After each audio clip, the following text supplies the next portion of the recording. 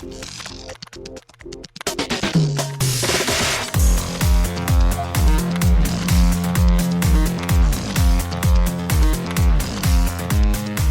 and welcome to Too Fast, Too Forever. There's all kinds of family. We chose this one. This is episode 78, Fast and Furious Lap 6. I'm Joey Lewandowski. I'm Joe too, and this episode is brought to you by Plymouth. Plymouth was a brand of automobiles produced by Chrysler Corporation and its successor, Daimler Chrysler. The brand was launched in 1928 to compete in what was then described as the low-price market segment that was dominated by Chevy and Ford. Shout out Plymouth. Shout out Plymouth indeed. Thank you so much, Plymouth, for sponsoring this. Did you say it was a brand or is a brand? Does it exist anymore? No, it doesn't. So how are they sponsoring this episode? Well, Daimler Chrysler still has some money. You know, Chrysler exists. All the cars that were on Plymouth were folded into Chrysler or what's the other company? Do you know? Is this the one that Kara and I had to Google if it was the same company or not? No. Dodge. What is it? Oh, okay. No, I did not know that. They've folded all the cars into that thing, but Cool. There's no more Plymouths. Well, rest in peace, Plymouth. But thank you, Plymouth, for exhausting the remaining marketing Yeah, budget. it went away on in this 2001, actually, so along with the first Fast and the Furious. They could not exist in the same world. They were both Yeah. too beautiful for this world at the same time. Yeah. Good night, sweet prince. Well, joining us a little bit later after the break, we're going to have our friend Liz to talk about Fast and Furious. But, Joe, before we get to her, before we get to the movie, we have to do extracurricular activities. Now that we are doing 2 episodes a week, there's not a lot going on in between. But what have you been up to? Especially with now. Quarantine, yeah. But what have you been up to since we recorded our Nas Boost number 2? This is actually a funny story, and I want to tell it because I think it was hilarious. That Joey messaged me this morning. He's like, hey, been a little quiet in the chat. Is, like, everything okay? And I'm like, oh, yeah, I just don't want to tell you what's going on. Because I have to save something to talk about when we're doing this, because we're doing so many episodes, and there's also quarantine, so there's, like, nothing going on. Right. The plight of a podcaster. Yeah, exactly. So I was like, yeah, dude, I'm totally fine. Just, like, I'm not trying to, like, spoil any surprises. When did we record? It was Sunday morning, I think, right? Yeah, so God, I don't, like, days don't mean anything anymore. I asked Rachel, like, what we ate for lunch yesterday. Today, I was like, did we have sandwiches yesterday? And she's like, no, that was Tuesday. I was like, when was Tuesday? Sometimes, like, as I'm, like, you know, in the shower or just, like, getting ready or doing something, I just, like, think about, like, how did I spend my day today? Like, especially on the weekends. So I'm just like, what did I watch? What did I do? Did I take a walk? Whatever. And then I started doing that this week. I was like, there's no point. Like, I don't know. Like, and I'm still even working pretty much like a 9 to 5-ish. And, like, it still doesn't matter because every day... Yeah. Because the nights are not different. That's the thing. Like, like on Thursdays normally I would go to the movies, but there's no movies, and it's just everything is the same. And I don't like. I woke up on Monday and I was just like, I don't even like it. Every day I'm confused. Yeah, exactly. And like I've been going to work because like I have to check on things, make sure everything's running and stuff like that. But I go to work and I'm like, there's nobody else there. I don't really know what time I go in, right? Because like I'm only like there to like do my checklist of things that I need to make sure is there, and I like have to get packages, so like I go in the afternoon sometimes. So like sometimes I go in at noon, sometimes I go in at 10:30. It doesn't really fucking matter because like there's nobody else there. So yeah, I'm just all discombobulated. What have I been up to? Main thing I've been up to, which is probably going to be dated by the time that this one comes out. I watched Tiger King on Netflix. Totally binged it. It's pure chaos. If you haven't seen it or heard of it, it's a revolution right now. If you like trash TV, if you like documentaries, if you like reality TV, if you like tigers, if you like meth, all of these things, there's something for everyone in there. Florida, that's what it is. It's like if Florida Man was a person and they did a documentary of his life, it would probably have been this story. It does feel like, of all the people that were negatively affected by coronavirus, it feels like Joe Exotic has really come out as the king of this virus, because like he has achieved power. I have not watched it. I probably will not watch it. I know. Knowing what little I know about it, I feel like it probably would have been a little bit popular, but I feel like because everyone's at home, and it went a little viral, everyone's like, oh, we need to talk about this now. Like, how many times a day am I asked, or like in group threads, is anybody watching the Tiger King show? And I'm like, oh my God, I'm in the same conversation 4 times a day. Exactly. Which I assumed you were, which is why I wasn't telling you about Tiger King. And I knew you shouldn't watch. Like, it's not a show for you. It's definitely not. That's what it is. And also, like, no spoilers, but although he's risen to fame, he's currently in jail. So. Oh, well, shout out, big ups to Mr. Tiger King, Joe Exotic. Yeah, if Joe Exotic, if you're listening, write in family@cageclub.me. Yes, please. Also, the other thing that I wanted to mention, I posted the picture. So if you're listening, you probably already saw it. I went and we were at the store. We were at Walmart, and Rachel loves Legos, right? She never played with Legos. We talked about this before that she like never had Legos as a kid, just because it like wasn't a toy on her radar. So she really likes Legos now. So when I find cool Lego things, I like to get them for her. And we were home and like there's nothing really going on, so I was like, "Oh, Rachel, like let's go check out the Lego aisle at Walmart." So I got her this Lego a GTR, a Nissan GTR. It's like a Skyline, right? Like a new version of the Skyline. And she put it together and she really liked it. And when I posted the picture, Ben wrote in on Twitter and said, "Have you guys been watching Lego Masters?" And I was like, "No, but I saw the commercials for it, whatever, but I hadn't turned it on." We also binged that, and it's fantastic. It's so wholesome and fun. It's hosted by Will Arnett, is that right? It's hosted by Will Arnett. All the contestants just seem like the sweetest, most wholesome people. What's your personality like if you're like a Lego builder? Like, is it on par with, like, have you watched Nailed It? Yes, but these guys are good. So they're not like, there's not even like making fun of them about being bad, kind of. Actually, the host of Nailed It comes on an episode of this and Okay, like co-host an episode. Yeah, so it's in the same vein. It's even sweeter because like they're genuinely good at it. Like there's not a lot of confrontation. Oh, look at this cool shit we can do with Legos. And they have themes and stuff like that, and like it's just a blast. If you're looking for something that's kind of mush like for you, I would definitely recommend Lego Masters, because you're just like, you just feel so good about these people. You know what I mean? Like you're like, "Oh, it doesn't even matter who wins. There's no like dark team or like evil team that like they're facing against. It's like everybody's just like the nicest person ever. You just want like all of these people to like come do a barbecue at your house, you know?" Well, very appropriate. Family barbecue. Exactly. I don't think that I've done anything. I've just been catching up on some movies. Did I watch anything of note? Let me take a look at that. I am lost in time. So since Sunday, I watched Big Time Adolescence, which is the new Pete Davidson movie on Hulu, which starts out great and then quickly kind of falls off. Dude, It's fine. I've really grown to dislike Pete Davidson. So this is the first time I'd ever seen him in anything, and like early on, I Oh was yeah, like, because "Oh, you I don't watch get any it." SNL or anything, No, right? yeah. And I was Exactly. like, "Oh, I get why he's so charming. Like he just seems," and it almost feels like, and I don't mean this as a condemnation because I literally don't know anything about him, but it feels like, "Oh, he's amazing," and then you're like, "Oh, I get it," and it's just like you sort of like fall off, because I think that's kind of the point of the character here. So I don't want to hold it against him, but like you see him out there like making out with Kate Beckinsale at Rangers games or whatever. It's like, what is going on? I like got it. Like I was like I understood it, and then I He's kind of like lost it. aloof and broken, and that's charming in its own way, I guess. He did this thing where he came to Connecticut, but he was doing like a special stand-up, right? And we heard it on the radio. It was like announced that day. Okay, it was like Pete Davidson's coming to like Connecticut tonight. He's going to be playing maybe in Stamford, Bridgeport. So it wasn't very far from us. And I was like, "Rachel, do you want to get tickets for this?" And she's like, it's like a Tuesday night or something. So she's like, "I don't know." And we're like, nah, we won't go. The next morning, we're listening to the same radio station. They were like, "Holy shit." And we're like, "What happened last night?" And it's like the comedian made a joke about Ariana Grande before Pete came on. And like he just rage quit the set. He was late, didn't do a set, just like stormed out, cussed out the audience, and left or something, is the story that we Super heard on the cool. radio. Super super cool. Yeah, so we were like, I'm glad we didn't buy tickets for that. And Yeah. like obviously like the club owner was like the guy that was on the radio, and he was like, "We'll get you tickets for something else," and like fuck Pete Davidson. And that wasn't like the first exchange like this I've heard about him, but that was like a locally one, and I was like, ugh, I don't know how I feel about that. Not great, Bob.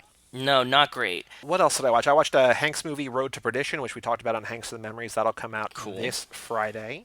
And then I watched the Jumanji sequel, which again, like I liked it. I, But it's gentle. I don't. I think like so. Here's the thing. Like I feel like The Rock as Danny DeVito should be a lot funnier than it actually is. Yeah, that's fair. Final. I mean, spoilers. If you don't want to have Jumanji spoiled, skip forward 15 seconds. When Aquafina becomes Danny DeVito, I'm like, okay, this is better. Like this feels like she's actually doing an impression, as opposed to The Rock just acting like an old man. Like it felt like, I don't know, because I saw the first one in theaters after. You didn't like that I'm not one gonna go either. into it. One of the worst experiences of my life, and then I just got back and I went to the movies with my friends, and I didn't like the first one. I thought it was just like a weird mental space that I was in. And then I watched this Yeah. one, and like everything I read about this, like the brief things I read about it were basically like it's basically the first one. It's not quite as good as the first one, but like if you like the first one, about the same you'll thing, like this yeah. one exactly. Yeah. And then I was just like, okay. And this one, I was just it's not bad. Like there's nothing about it that like aggravates me or upsets me or whatever. But I was just like, oh, this isn't like it's not as fun as it should be. Like it's all just like famous people doing shitty impressions, and it's just like I don't. Yeah, Okay, it's comforting. I couldn't tell you what the plot of the movie is, right? And yeah, like I I don't saw know. it They're not too looking long for like a. ago. They're just trying to escape the game, right? They're trying to save the kid and get out of the game and get Yeah. that like pendant or whatever. Yeah, I don't know. At the same time, like if they make a third one, I'm gonna fucking watch it because like it's comforting in that it's simple. There's just a couple jokes that I'll laugh at, and like I'm not really gonna miss anything. And it's like a good way to like kill a Saturday afternoon of something that like looks fun and it's cool. And it looks beautiful. I mean, it's a good looking movie. It's not a Yeah. bad movie. It's also not overly long. I think it's like just over 2 hours. Like it's not.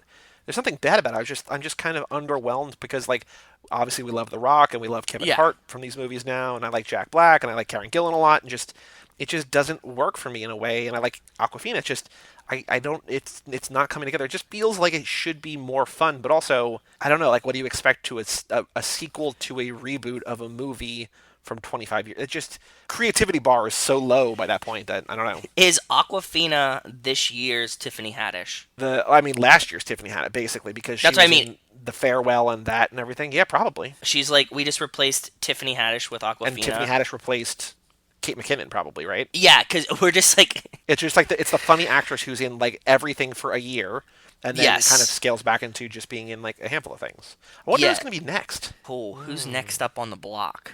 It's gonna be like Lizzo. I mean, Lizzo was in Hustlers, wasn't she? I think very briefly. That's what I'm saying. But like that's Tiffany Haddish was in like one movie, so it's Oh, gonna I be bet like you know who it's going to be. It who? could be. I mean, actually, no, it got delayed till next year. But I was going to say Cardi. No, Cardi's Fast too 9 coulda famous. kickstarted that. Cardi's too famous. Yeah, we need like a new actress that they're just gonna put in everything in like a funny thing. Yeah, it's not Cardi. Cardi has a music career, so she's not Actually, like I do gonna... wonder if it's going to be like Anya Taylor-Joy, maybe, who is the Who's star that? of Emma. She was also the star of The Witch. I mean, I think she's more indie niche kind of thing. I don't know if she's Yeah. ever going to actually get really kind of super mainstream. Also, I mean, this year's also a weird year because like a lot of movies might just not come out this year. Like I think this True. might be a fool's errand. This could also be the year of Ana de Armas, who was the robot in Blade Runner, because she's going to be in a Marilyn Monroe movie playing Marilyn Monroe. Not exactly a comedy, but you know, I don't know. No, I was just curious because it was like I remember last year, like we were talking, we were like, is Tiffany Haddish in fucking everything this year? She had like a scene or like a part in every single movie that had come out. Yeah, you go see a movie that she's in, and like there's 3 trailers for other Tiffany Haddish movies. Yes, yeah. This year she's done nothing. I don't know. I guess that's how it works for actors. There was like I think it is just we've noted this a lot on Cage Club, where Nicolas Cage made I think like 8 or 9 movies one year, and then next year like he had no movies come out for 8 months. I think it's just a matter of like when production all happens, because like you shoot a bunch of stuff, like you're obviously you're not doing more than one movie at a time, pretty much for the most part, right? Yeah. Like you're just scheduling everything, and so if you're staying busy, and then it's like editing, promotion, things either like get when delayed or moved up or whatever. Exactly. So it's weird, man. well, Joe, we have a Patreon the show, toofast2forever.com. Shout out to Cassie Wilson, Jake Freer, Ben Milliman, Nick Burris, Alex Ellenden, and Justin Kleinman for supporting us over there. Thank you so very, very much. Thank you guys, and thank you Ben for the recommendation on Lego Masters. As I don't think I said thank you before, but if I didn't, then thank you now. I loved it. Thank you. Thank you. If you have not supported us over on Patreon, you can get early access to episodes like today as we're recording this Thursday, the day before our first bonus episode came out. I dropped the bonus episode. Nobody has responded yet because I think I basically just did it like an hour ago, and then I came on here. I was like, hey, we're not recording until tonight, but here's a whole thing that we're going to do. So like you get early access. Like what else? What more could you possibly want? It's early. You're in the inner sanctum. Plus you get handwritten notes. Like I will risk going to the post office. I'm not going to go to the post office. I'm just going to put it in the mailbox, throw the little flag up there. But I will handwrite you a letter with some stickers, and you also get voting rights and also all sorts of stuff. Too fast. Will you promise to pack the letters with gloves on? Well, I mean, I haven't seen anybody in like what feels like forever. I don't think I have the coronavirus, although I do have to go to the grocery store very soon. Exactly. You better come home and wash those hands, boy. In terms of reviews, no new reviews, all 21 ratings, all 5 stars. If you want to give us a very nice gift in this time of crisis, go on Apple Podcasts, leave us a 5-star rating. Thank you kindly. We have new listeners. We have new people who are writing in. Please do us a favor. Go on Apple Podcasts. Yeah, write a review real quick, please. And speaking of writing in, we have an email address here on the show, family@cageclub.me. And Joe, I told you, and this was something you predicted an episode or two ago, and I told you when we were figuring out when we were going to record this, we have a shitload of emails. We have, I believe, 10 emails. Okay. A handful of different people. So first up, one of our newer listeners, Jerry Robinson, subject line, Tokyo Drift. Hello, Jerry. And he caught up too. Remember, he was like listening and Yes. then like caught up like a couple days later. Yeah, so these are 10 emails in the last 4 days and 8 hours. Like it's Damn. people have nothing to do. Nothing Well, but they got time. nothing but time. Yes, that's what I was gonna say. They don't have nothing to do. They have nothing but time. Jerry says, "Hey guys, I remember when you asked your guests on where you guys were when you were watching the movies. I also did the which fast character are you? Maybe the Zimbio quiz." He says he got Maybe. Mia, which in a way does describe me. He says, "During the Oh, weekend I watched all 8 movies because of the quarantine, in parentheses, stay safe guys, and stay unfortunately couldn't see safe. my girlfriend to spend the weekend with her. That's a bummer. I'm sorry That about is that." that sucks. That's the kind of shit is sad. He says, "Here's my list on where I was when I first saw the movies." Okay. Oh, where were we? The Fast and the Furious. I saw it at a friend's house when he asked me if I like cars. Okay. Oh, That's a good that's a good friend. way to do it. Yeah, if Good you're like, friend, do you yeah. like cars? You're like, boy, do I have a movie for you. Too Fast back to back with the first movie. Cool. Big night. Oh, yeah. Tokyo Drift, he says, in theaters on a first date with an old crush of mine, and honestly didn't really watch it until the next date, lol. Sounds like someone was making out. Ooh, somebody was the. It was you were 14. You were in the theater. Beautiful girl next to you, smooching, not watching Maybe, it, just go back to that episode where I railed against those hoping kids you lied. banging during Hobbs and Shaw or whatever. You lied. You lied to her mom about when it started, so she picked you up late. I don't like this whispering. You're doing like a real creepy thing about like high schoolers making out. I just realized the context of what you're doing. Rein it in. I was taking myself back to my sultry teenage makeout in movie theaters mental mental state. Yeah. Sorry. Fast and Furious 4 in theaters with 6 friends, midnight release. Very cool. That's very cool. It says Fast 5, 6, 7 in theaters with an X, not midnight release, but during the first weekend, while 7 was a double date. You got so many relationships. Yeah, you've been through a lot of relationships with the family. It's like they knew. Fate of the Furious, he says, snuck in, ooh, rebellious, after watching another movie with friends, way after we were told it sucked. Stayed away, and then just said, Okay. I'm not going to give Universal my, whatever, $6 to $14, depending on where you live. Yeah, true. It's very dependent on region. All right, so now he says a few questions and theories. Maybe you guys can help me out. In the first Okay. movie, Dom parked his RX-7 and left. I wonder what happened to it. By the way, he's super skinny. We've talked about that a lot. Like he is very, very thin. He gets bigger. I mean, Yeah. he's ripped. Like he's very muscular, but he's also just he's a thin frame cut dude, and now he's just like gigantic. Yeah, we see the RX-7 later in the film though. The RX-7 is what he parks in the garage, right? Where That's he puts the that's what I jacket was on. assuming he's talking about, right? He like hides it in the garage. I'm assuming they go back and get it because he Well, I mean, uses it we'll in get to it in a minute at some point. and he has it for Race Wars, right? He brings it to Race Wars.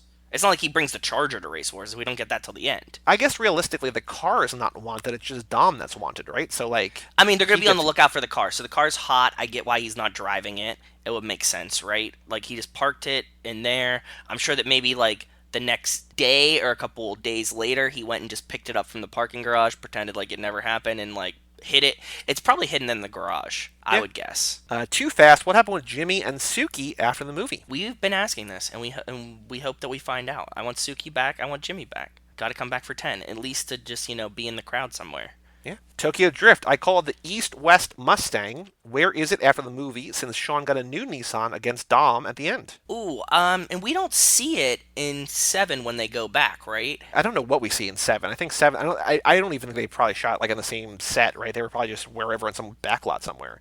I would like to think that it's in the garage, in the like spinny garage with Twinkie's Hulk car, just in that like just The like conveyor revolving. belt. Yes. Yeah, the Ferris wheel garage. Yeah. Exactly. It just permanently stored there. I would assume it's back on like the base or something. Or in But Han's garage. He's got room. R.I.P. But I mean, well, no, not anymore. Yeah, true. Maybe Han has it. Maybe we're gonna see it in 9. You're right. I actually keep forgetting that Han is back. Sorry, that's why Yeah. I was like, what are you talking about? Han's dead, and you're like, no, he's back. I'm like, oh yeah, shit, he is. Can you imagine if we didn't know Han was back and we like it was another year of waiting before we like? I don't know what's worse is like that we got the trailer and we know Han's back, but we have to wait a year to see how. Or if we wouldn't have known Han's back and then the trailer were to come out, we would just like shit ourselves because we'd have been like 2 years deep of like waiting for like what the fuck is gonna happen here. Like, they got nothing but time to like I guess they're not really going to reshoot because I was like the whole all of Hollywood is shut down. But I Yeah. guess probably, hopefully, fingers crossed, things return to normal later. Who knows when? Summer, fall, whatever. Yeah. They'll have time. Like they delayed it a full year for I guess financial reasons, but things will hopefully be back to normal well before then, so they could add more surprises? I don't know. I don't know. I really don't I know. have no idea. He says Fast and Furious number 4. He says none for this movie because I had Corona with me while watching it. Well, get drunk. Go for it. Yeah. Fast 5. Where and how they got all those cars when the crew was practicing like shit. They should have shown a quick racing montage on winning. We've actually talked about that before, about how like it's kind of weird and kind of cool that they don't show the races. Like it's not cool if that's what you're looking for, but it's kind of cool that it's just like we just know that they're gonna win, right? They just show Yeah, up. we've established that they're so dominant that they just come back with the cars. Like we don't even need to like go through the motions of the race. We're like, they're good. They're gonna win. They got them. That's all I have for now, since I'm rewatching 6, 7, and 8 tonight. So this would have been on Sunday. And I have more questions later on. Take care, guys. Remember, you can have any brew you want as long as it's a Corona. That's true. Thank you, brother. Thanks All right, for writing next in. email from Jason Dickinson. Subject line, hey, what's up? What's up, Jason? He says, hey, what's up, fam? How you doing during this time? I've been watching a lot of movies lately. So have we. Since I got a lot of time, stay fast, stay furious, stay safe, and stay healthy. Ooh. Ride or Die fam, love you guys. P.S. Still very upset about F9 being pushed back a whole year, because I've been planning to watch the entire franchise, including Hobbs and Shaw. We talked about that last episode. You still can. Yeah, you can still do can. He told us he was watching Into the Blue the other day, too. Ooh. So he's like, yeah, I know. I was like, damn. He said he likes Paul Walker and was watching Into the Blue, and I was like, that's a good choice. And then he gave us some recommendations on other Paul Walker movies that we might have to include in a future lap. Very, very, very cool. And Jason will write again later, so we'll get back to that later. Cool. Next email from Hector again. Introduction. He says, hello, Joeys. In my first email, I forgot to introduce myself. He says, my name is Hector. No, not that Hector. Well, made the same joke that we did. I'm a high schooler that is into cars, which many see as weird. Me doing car noises doesn't help my case. High schoolers into cars is weird now? What kind of shit has happened? Well, I've read things that, like, because of, like, Uber and Lyft and because cultural values are changing, that a lot of kids don't give a shit about driving anymore. Like, it used to be you needed a license to go somewhere, but now that everyone is, like, because of apps, like, people are just, your friends are at your fingertips more in a way that, like, they weren't when we were in high school. You can still get somewhere without having a license. Like, people just don't care anymore. And I think as technology changes, as self-driving and as all that kind of stuff happens, like, there's going to be generations of kids I don't think that just don't get licenses. Like you don't have to. They just don't need it. Yeah. That's so weird. It's kind of a cusp right now, but yeah, the next generation or whatever might not even buy cars. I don't know. Hector must feel really weird when he listens to like the episodes where it's like me, you, and Brian talking about like our high school experiences and like cars and like where you'd park and stuff like that, right? Like that like having a car was like such a thing. Like, you could drive to school or, like, drive somewhere. That's true. My boss says that his daughter... Like, I was saying something about, like, oh, do you have to, like, take them to... He's like, oh, my daughter's going to the movies or something. I was like, oh, your dad's shuttling tonight. He's like, no, she got Uber. And I was like, oh, fuck, I totally forgot about that. That they can just, like, go, like, do whatever the fuck they want, like, from their phone. Yeah. Strange. He says, I'm trying to be an auto technician. Very cool. He says, I was a car enthusiast ever since my father came home with a 2000 Mustang GT. However... As I grew older, I gravitated towards JDM cars, he says in parentheses, imports. Yeah. But I also respect American muscle and Euro cars. Gotta warn y'all that I might not write many emails, but I can send car pics. The next email will be a car pic. Gotta go, so stay fast, stay furious. No worries, dude. You don't have to write an email every time, but check in. Just say hi. Just let us know you're doing okay. You're fine, you're healthy, you're at home, hopefully. Working, wrenching. Good luck with your auto technician dreams. I hope they go well. If you can't find the tool you need in this garage, Mr. Arizona, you don't belong near a car. Exactly. Next email also from Jerry. Car movie to watch, he says. Okay. Hey guys, hope all is well. Hope you're staying safe. Side note for Joe, too, and how he says he hates people made me laugh so hard because my girlfriend's the same way. Can you shout her out? Her name is Ileana. Hello, Ileana. Happy shout out. Happy shout out. I'm sorry that Jerry didn't get to hang out with you last weekend. We know that you guys were separated, so... Hopefully you're together this weekend. I'm listening to your Bullet episode right at this second while I'm working, and I found a movie I think you guys might like and has to do with cars, illegal racing, and technology. Need for Speed, which I've seen. Have you seen the Need for Speed movie? I actually haven't. I didn't even play the games as a kid. I was like way more into Gran Turismo than Need for Speed. So I played like hours, thousands of hours of Gran Turismo, but I never played Need for Speed. I played a handful of Need for Speed games. I actually saw Need for Speed in theaters, starring Aaron Paul, Jesse Pinkman himself. Jesse Pinkman, yep. He says, Rotten Tomatoes gave them a low score, but I love it. I don't know if you guys watched it, but I recommend it for a racing movie to be put in an episode. He says, $66 million budget, box office over $200 million. Movie involves a Shelby and it's absolutely beautiful, with white base Oh, paint and cool. blue stripes. I didn't know that was in it. That's really cool. Other exotic cars included Koenigsegg Agera, Lamborghini Mm-hmm. Sesto Elemento, McLaren P1, Saleen S7, Bugatti Veyron, Mm-hmm. which we might talk Keep about listening. Bugatti later in this episode. Yeah, keep listening to the episode. Some of the cars were used in the Fast movies, or at least copies of them. As I was watching Seven, I found that the Deckard uses kind of exotic cars with Jaguar, Mercedes, Lamborghini, and Aston, which shows his character a bit, which definitely does. I mean, he's Handsome Rob after all. He's got to have a fancy car. He does. That's true. Also found out that Roman uses them as well, but it more suits Shaw. Breaks over, got to get back to work. In the words of Roman Pierce, we hungry. Get that bread. Shout out Ileana. Next email is from Hector. He said he was going to send in a car picture. He has a car picture. So, Hector, we will get to this in a few Soonish? episodes. I think Yeah, we soonish. have... You're third in the line. We got one from Melissa, we got one from Jerry, and we got one from Hector. So we did... Cool. And that's after the one this episode. So that'll be 5, 6. Yours will be on Tokyo Drift, I think. Cool.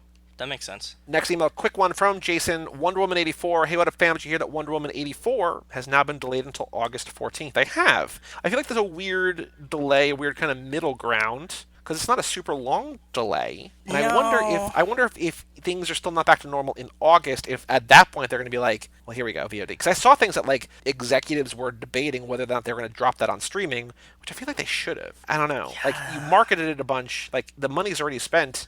Don't waste that money. Just, I don't know. When was it supposed to come out? What was the original release date? June. Okay. I think shit will calm down before August. But the question, and I think things will, I hope things will, but the question is, will people want to go back to the movies? I think that this is going to fundamentally change the way that a lot of people behave. And I can see a lot of people just not going back to Florida's still movies. on the beach right now, so Well, yeah, but I mean, they're not going to survive very long anyway, if, Darwinism. if anybody from Florida, if you're listening, sorry, and write in family@cageclub.me. Shout out Florida man. Florida man at cageclub.me. I should set up that email. That's a good email just to have. That's a really good email address to have. All right, next email is from Nick Burris. Go Buccaneers, go Brady. Yeah, so when you're saying he's a Bucks fan, Yeah, so he was talking about the right. Buccaneers. Yes. Not the Milwaukee Bucks. He says, first I want to mention the last email, the subject he wrote in, which I got to find out what email it was, because we were like, we don't know what this means. He says... It was like a long quote, yeah. He says, it's 2 parts him, 1 part Warren Oates, GTO at the end. We are in too deep, no turning back, those satisfactions are permanent. Ooh. So he says 2 parts him, 1 part GTO. He says, during the minute, it's illegal to have firearms in commercial motor vehicles, and Dom has some connections with the shipyard, not the truckers. Definitely would be a different scenario. So that's interesting to know, I guess. What does that mean? Nick's the truck driver. He's just saying that you can't have firearms in the vehicles. So I guess when we get to it at the end, I guess it's a whole different thing. And we were also talking about, Rogers on the side of the truck, that Dom has the hookup not with the truck driver. It's going to get so bad that even though they're not allowed to carry guns inside the truck, they're going to start because they've been robbing them so much. He says, I think Wesley Snipes could be connected to E.T. on somehow, maybe even the voice. Wesley All right. Snipes? Well, yeah. I like it. Says, I always like the introduction to all the teams for Carter's test. He says, Bilkins is a hard-ass in the first movie, and a softie in number 2. And then, still about that episode, he says, Nate was funny, we'll have to find some of his work. Yeah. So, yeah, the go Too Fast check episode him was a out. lot of fun. Go check out Rocky Maya via Picture Show. It's actually pretty fun. Yeah. So. Says, now I know how Joe feels in Dude, What's My Car? I was knowing the car and what it looked like, especially when he said it had a triangle on the back but couldn't remember the name. So you guys are 2 peas in the pod. Like, you both have the car knowledge. It just, it wasn't clicking for you. It hurts sometimes, man. Sometimes I could see it and I'll know either what the make of it is, or I can just picture it in my head, or sometimes I can't picture it in my head. It must be fun listening and hearing the clues, because you either get it or you don't get it, or you know what I mean? So it's Right. you're kind of playing along too. Yeah, like when I listen to Never Not Funny, they play a game called Celebrity Sighting, which we played on here once. Remember when I went to LA and I saw 5 celebrities? I saw A-Rod and I saw Mario Lopez yes. and everybody. And we basically Yes. played that on here with Mike, and Mike was just like, I don't know. We're like, it's the most famous baseball player of the last 20 years. He's like, I don't know, Derek Jeter. We're like, no, come on, man. You're close. But they play Celebrity Sighting basically every time they see somebody, and it's either you're lost alongside them, or you're like, how do you not know it's blah blah blah. So it's Yes. it's fun and also frustrating to play those kind of games at home. I'm sure. And then Nick closes out by talking about Bullet, the movie Bullet. He says, saw it when I was young, definitely into the movie a lot more, and thought the 2 hours flew by when I watched it. He says, thought the governor was dirty or had some part in it, which we thought too. This is what the Yes. movie sets it up to be, but it's not. Says, or maybe he was just shady and I didn't like him. Says, there's another movie with no music in the car scene, which you talked about. Yes. Fancy 2-part shotgun the truck driver had was a sawed-off one, so it might fit in one of those big-ass pockets. Anyways, stay safe. I'll be working and listening. Nick. Well, Nick, you are literally Thank helping the you. country Yeah, thank you. get I through was this, right? saying. So bringing it around, and I feel like not just because Nick is listening, but like there's a lot of people that we are suddenly thinking. I mean, we actually might have shouted them out on the most recent episode when we're talking about like retail employees, but like Retail truck employees, drivers are literally bringing things places, and the fact that we have nurses. anything anywhere, they're doing it all the time, but now it's like Mm-hmm. Jesus. Shout out truck drivers. That's awesome. There's a lot of jobs that people take for granted that they shouldn't. Thank you for still being a truck driver. We appreciate you, man. Yeah. Wes sent in an email, which I'm going to close with because we have two other quickies that I'm going to do first. Cool. So first Okay. up, we have Hector's final email. He has his rankings. He sent his rankings. Okay, nice. We got one. This is number 8. I mean, he has all 9 on here, but number 8 it shocks me to my core. So number 9, Fate of the Furious. Okay, Because that's of low. course it is. Yeah. Number 8, he has Fast 5. He says, "'Cause Hobbs." Because Hobbs, why? Good, bad, ugly? That just stops at just Hobbs? I don't know, 'Cause but Hobbs? we were talking about how 1, 2, 3, 4, 5, 6, 7, 8 of the last 10 people, most people have it number 1. Not even just like near the top, but number 1. Yeah. And we had said if the next person had it at number 1, it was going to be a better average than a score of 2. Like it was going to be Yes. above that, like a 199. This drops it all the way down to 218. Like Hector obliterating the average rating for Fast 5. I think he's just messing with the rankings. So number 7 is Fast 6. He is, whew, man. Yeah. He's just being Number a rebel. Number 6 is Fast and Furious, the one that we're talking about today. Cool. Number 5, Too Fast. Number 4, Okay. Hobbs and Shaw, which is pretty high. Yeah, but we have to remember if he's a high schooler, like these have different period timings to you, you know? I find it interesting that he likes that one as much as he does, but the other one's not as much. Yeah, it is. Number 3, Furious 7. Again, sort of A little higher. the more modern ones all over the place. Yeah. Number 2, the original, the Fast and Furious, which means number 1, Tokyo Drift. Damn, that's good though. I like Yep. Tokyo Drift. Yeah. So Hector, Very thank you for sending those in. polarizing. If you have not sent in your rankings, family@cageclub.me, let us know. Help us bring. We have to like. It's now like a redemption tour for Fast Five. Like, let's get it back up If you really like Fast Five, send in a rankings after with that it really gut high. punch of a Hector rating. Wrecking the rankings there. Cool. Okay, next email is from Justin Kleinman. Subject line: Miss you guys. Oh, what's up, Justin? How are He you says, I've doing? been out of work with all this craziness, so I've missed the last few podcasts. He says, drive time at work is my podcast time. We've been doing that makes COVID sense. cruises in our 64 Pontiac and social distancing honking. That's where we pull up outside our friends' homes and honk and wave weird times. That's fun. Beep beep. I do still wonder see you. if now that, he's home with the kids and the family, if like his son is like, all right, Dad, I've watched everything else that I could possibly want to watch. I'm not going to watch Tiger King. Let's get back to Spy Racers. That's really funny. He says, most Yeah. importantly, I hosted a Zoom watch party, shout out Zoom, with 2 Oh. friends of Fast 5 last week. He says, one friend is working his way through them all. The other friend has only seen number 1 as a teenager, but didn't want to be left out. I told him 5 was a good entrance point. It is. He says they loved it so much that we're returning next week for number 6. How did Zoom work out, dude? Because we used Discord for ours. Was Zoom better? Let us I wonder, know how yeah, it let us worked know as if you actually showed the movie in the chat or if you all How just you watched did it it. on your own and just, did like a hangout while, like, let us know how you actually operated it. If it's better than, because you were here for ours. If it's Yeah. better than that, we could do Zoom. Yeah, for sure. He says, anyway, that's all. Stay safe, family, Justin. Stay safe, Justin. Sorry that you lost your podcasting time, but we'll never hold it against you. Soon enough, you'll be back at work. That feels like the kind of thing that's like a downside, like when you're like, you'll be back at work before you know it or whatever. Like it almost feels like Yeah, I don't it's- want to go to work, but like, I think people now want to go to work. It's just like I got to do something, right? So you'll be back soon Yeah. enough. You'll be driving around. You'll be listening to podcasts. Things will go back to normal soonish. I'm having about enough work. The work amount that I'm doing, which is like go in for a couple hours a day, there's no one else there, and nobody bothers me. That's about enough. That should be my standard working amount. Are you doing work from home too, or no? Or is there nothing you can do from home? Work from home for me is like respond to people asking me questions, which is what I do at work as well. How do we do this thing? How can we fix this thing? What is this? This thing's broken. Are we getting this? These kind of questions. So Gotcha. I'm still doing that from work. Okay, just remotely. That's good. It's easy to answer emails and stuff. Yeah, for So. sure. The last email, like I said, from West Hampton, subject line, Bullet, what up, fam? What up, Wes? Everything feels crazy, but it's nice to have the consistency of the world's premier Fast and Furious podcast to keep me sane. Excellent episode as always. Who are you I still talking haven't seen about? Bullet, but it's high on my list. And if anyone has a Roku device, or maybe Android or Google, it's streaming free on the Movieland TV app, which I've never even heard of. I've never heard of that either. It says I don't know if there are ads or how it's free. That's what it says, and started playing when I loaded it up.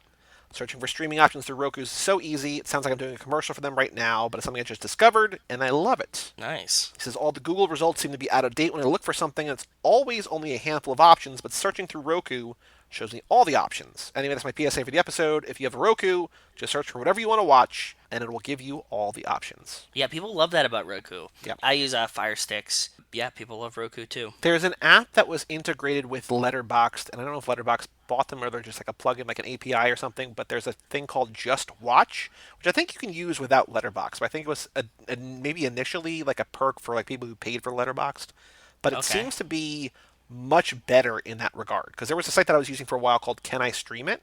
But it wasn't consistent. Like it's what Wes was saying, like it was out of date or be the wrong movie or whatever. Yeah. Just Watch seems pretty good. And you can pick like favorite. But I basically have like as my favorites, like one of the favorite ones are the ones that I pay for. So it's like, Netflix and Prime and Hulu and Disney and all this stuff I get on TV.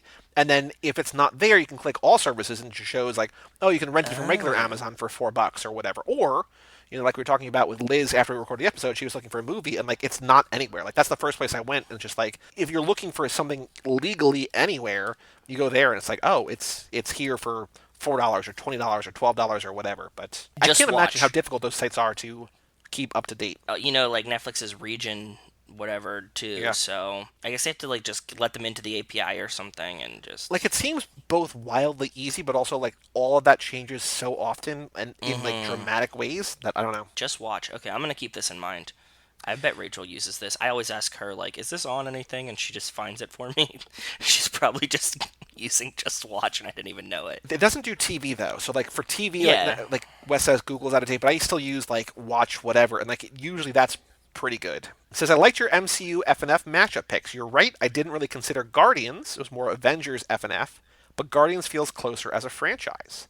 It's also I think considering so. the characters in kind of general terms, not just their MCU versions. But even though some were just okay, I came up with the spur of the moment. Who could FNF crossover with under the Universal umbrella? Dark Universe, Jurassic Park, Harry Potter. Now I'm just thinking of the different areas at Universal. Dude, Harry Potter, Fast and the Furious would be really interesting. It would have to be Fast and the Furious 6 when they're in England, right? Yep. And that would be really cool. Rita Ora's a secret witch. And That, she that used her tracks. magic. I like that, because in the beginning of 6, when they're like, how does a car get in the second floor of a building? Like, we see, like, a CCTV camera, and there's just, like, people on broomsticks, or, like, it's a flying car. It's just, it's the Weasley's flying car that just crashed inside a building, and, like, it makes total sense that it's up there. What if little Brian is a mudblood? Cars don't fly, but because he sees the car. Oh, God. Yeah. Holy shit. Okay, so in this world, the Torettos are obviously purebloods, like they are wizarding through and through. Brian's the outsider; he's a Muggle, right? And I think that Yeah. Baby Brian. Baby Brian. You're saying? I'm thinking Jack. I guess Jack and Baby Brian, because Elena's an outsider too. It's both having kids with Torettos that both their kids are mudbloods. Yeah, the Toretto blood runs deep through Mia, Yeah. not through Brian. That's Yeah. for So sure. So Jack's half, like the Toretto half, there Yes. is wizarding, and the Dom half of Baby Brian is wizarding. Yep, exactly. Which house would the Torettos would probably be? Have to be Gryffindor. Yeah, and I guess the Shaws are Slytherin. Yep. Mia was probably like a Hufflepuff, though. No, because I think it's like even more so than like Ivy's. It's just like it's all legacy. Like it's just like no, you're Gryffindor. That's Like fair. the hat's like you're really a Hufflepuff, but like Gryffindor. Yeah, that's true. Who is a Ravenclaw though? I guess like Tej would be a Ravenclaw. Oh, I like that. That tracks. Like all the hackers, like Tej and Ramsey and Cypher, they're all Cypher. Ramsey went to the all-girls school. Like in the Triwizard tournament. Yes. Okay, I like that. That would be my favorite crossover. I like Harry Potter. I like the Harry Potter movies. I've said this before that I read the books up until like I stopped at 7 or something. Well, there were only 7 books. So I stopped at like 6 maybe. My sister and Rachel hate it that I didn't finish the series, and I'm just like, no, I got a little old for it, and I just watched the movies, and I'm good. That was fine by me. I still haven't watched the final movies, the final 2, because I was trying to watch them. I think I maybe talked about it forever ago, like when we first started the podcast, and we were getting ready for Universal, but like I'd only seen I think 2 of the movies, and I wanted to watch them all before we went, and I got through, I think 6, Or maybe I got through 5 and I watched one more after we got back, but I still haven't watched I mean, the final it's 2. the end game. End game of Harry Potter. Yeah, Same but like thing. I don't care. Like I loved the I books when I was know. little, and I just was like, meh, the movies don't do it for me. I really like 4 so much, and like I love the Book of 4. That was my favorite book when they came out. Wes continues. That was a weird Wes says, my turn. buddy's a sound guy, definitely has a few different songs he tests with. He's not usually testing for quality. He's moved on to programming. So he flies around the country and does installs Okay, on cool. casinos, mega churches, and huge corporations. Wow, Kind of heads up that's the cool. install crew, but his main job is programming the systems, usually just making sure everything works properly. Please tell me it's something awesome for mega churches. Please tell me it's like Closer by Nine Inch Nails or something. He says he's like, always using crazy prog rock and post rock bands to test the uh, setup. So maybe Tool blasting in the megachurch. yeah, I would really like it to be something horrific. Just playing in this mega church that they never knew that was just like blaring Metallica, whatever. The real reason they called Brian Bullet is because it's a nickname I think the producers and John Singleton were trying to get to stick. I remember John Yeah. Singleton and Rob Cohen saying in their commentaries that Paul Walker was this generation's Steve McQueen. Whether or not you agree with that is up to you, but that's what they said, and the bullet line was sort of an in-joke. But it also makes perfect sense in the context of the film. I agree. I mean, we've said that before too. Like they were trying to get this nickname to stick, preferably Spoiler, bring it it did not. back. But yeah, and that's cool that it's an inside joke between them that they called him this generation Bullet. Steve McQueen. To that point, I always assumed that everyone knew Brian was a cop. His face was on the front page of every newspaper, at least through Texas for some reason. I don't think it was meant to be a secret.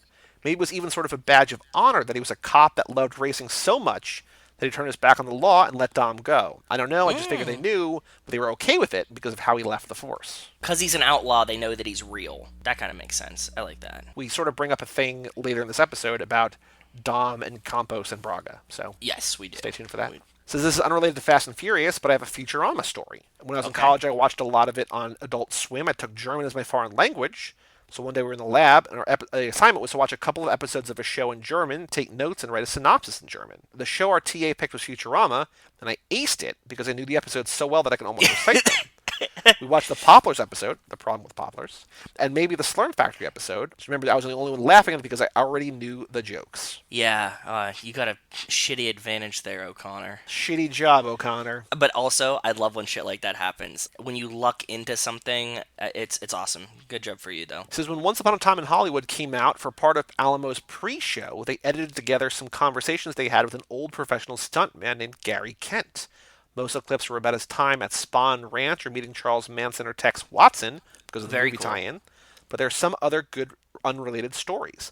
Can't remember if he talks about Bullet or not, but I'd be shocked if he wasn't involved or friends with the guys who were. You can find them on YouTube. Just search Stuntman Stories. At this point in moviedom, the stuntmen all kind of probably knew each other, right? There had to be like 5 of them. I mean, that still happens today. I don't remember if I talked about it on this Yeah. podcast or not, but there was an episode of Mark Maron's podcast where this female stunt performer, he was interviewing her because I think he knew her from Glow. I think she was one of like the stunt coordinators on Glow, and she was talking about how like when she came to Hollywood and she was not really sure. I think she was trying to figure out how she wanted to break into the industry, and she kind of just started working out with these guys at a gym, and they all turned out to be like David Leitch and stuff, like the guys who Yeah. were Keanu's stunt doubles and then directed John Wick and everything. And like, there's more of them today, I'm sure, than ever before. But I think that like it's such a weird, hyper specific job to have that like you kind of need to be bonded with them because like who else is going to understand why you jump off 100-foot tall things just because no one True. else is dumb enough to or brave enough to or whatever, right? Yep, true. But yeah, especially back in the day, I think that they were probably all like buddy buddy. There had to be like I think there's literally probably like 5 of them total. Yeah, they were just doing every movie. He says The Great Escape is a great movie. Steve McQueen's in a Nazi POW camp during World War II. I think it might be the only Steve McQueen movie I've seen, but I highly recommend it. He says it also ties into Once Upon a Time in Hollywood. When Timothy Olyphant's character meets Leonardo DiCaprio's character on the set of Lancer, he asks about Leo almost getting the lead in The Great Escape, and it cuts to Leo digitally replacing Steve McQueen in the movie. I was pretty impressed by how well they dropped him in. Ah, interesting. I remember forgot that about part that. I now. remember it now. I forgot it. Yeah, I forgot about it until we just talked about it. Yeah. Yeah. He says, all right, that's enough for now. That should add about half an hour to your next episode. Until next time, stay furious, Wes. It wasn't a half an hour. I don't think so. No, but there's a reason I do it last because I'm Last. just like, you can't top it in terms of length, in terms of detail, in terms of anything. Kind of, Yeah. he's the closer. I like it. That's all the emails that we have. If you want to email in family@cageclub.me, we've got the 2 episodes a week for the time being, so plenty of opportunities for your episode to be, or your email to be read on air. Just, True. write in, say hi. Check in. Tell us how you're feeling. Joe, on the streets, is there any Fast and Furious news? I don't know that there is. There isn't going to be for a little bit, I don't think. No, I don't think so. And, Vin Diesel stopped saying incredibly crazy Wild and weird shit. and fun things. Yeah, true. Rock the Vote, which I found on Google where the saved searches are, so I found these, and that there's a good thing in men's health, believe it or not. Name of the article says, Joe Rogan wants The Rock to run for president, and truly, who doesn't? Podcast host, comedian, UFC commentator Joe Rogan had comedian Bert Kreischer, your boy, on his My podcast, The Joe Bert. Rogan Experience, when they discussed life in the age of COVID. Two got serious and This is reason. discussed what it takes to get through a crisis, starting with leadership. It says once the shit goes sideways, that's when you really need a good leader. You really do. So you need someone who's honest when all the bullshit goes away, when everyone's worried about an invisible monster that wants to kill your grandma, that wants to sneak into her lungs and shut them down. When people are worried about that kind of shit, you really want someone who has their character in order, and who has their character in order, the blog says, in order better than Dwayne Johnson. Bert Kreischer says that's why we need to vote for The Rock. I'd vote for him. I'd get behind him 100%, says Joe Rogan. I'm all in for The Rock. If Joe Rogan's supporting The Rock, then we know we have like 6 billion of his listeners that would vote for The Rock as well because they're dedicated. Dedicated, Carly Rae Jepsen. Although he does make a good point. He says there's one downside. Right now, everyone loves The Rock, Rogan says, but if he became president, 40% of people would immediately start hating him.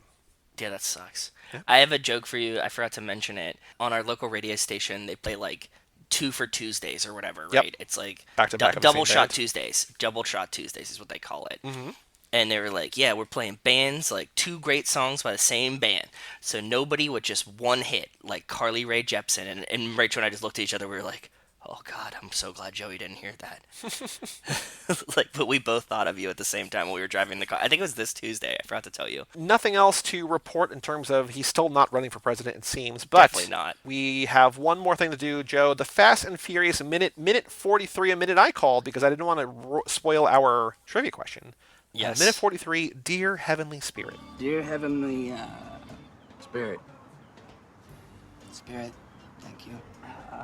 Thank you for providing us with the direct port nitrous injection, 4-core intercoolers, and ball bearing turbos, and titanium valve springs. Thank you. Amen. Not bad. Praying to the car gods, man. He's not the best. What do you want? Practice. Thank you, girl. Look who it is. Old coyotes are us. I thought you weren't hungry, pumpkin. You know, I gotta eat. He's always hungry. All right, sit down.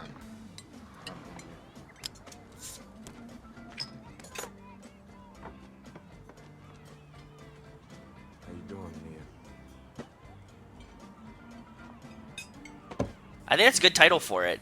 I like it. I wouldn't change that. I really like that. So in this minute, as you just heard, Jesse says grace at the barbecue, and then Vince returns and sits down at the table. We talk about this later, but it's kind of interesting that we actually suss this out later in the episode, and I think it's a pretty good conversation, so I'm not going to go over it or step on that. But it's interesting that Dom has the chain, which is a cross, and Jesse gets away with saying Heavenly Spirit. Like, Yeah. it's very open. It's very accepting of Dom to not force, his beliefs on Jesse. Yeah. So. And that actually brings me to I put in here 5 different screenshots, 5 different faces, because because this minute, There's some great faces. literally not a lot happens. Like, we say that a lot, No. but here, they're just praying, and then Vince shows up. Like, that's basically the minute, right? But there's these Yeah. great faces, and I wrote down which face hits you hardest. There's Dom's watch it face to Leon, because, like, Jesse's struggling, and Leon says, Spirit, say Spirit.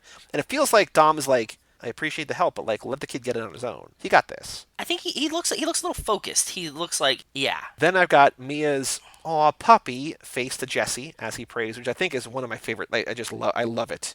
I love this Mia face. Oh yeah, she's warmed.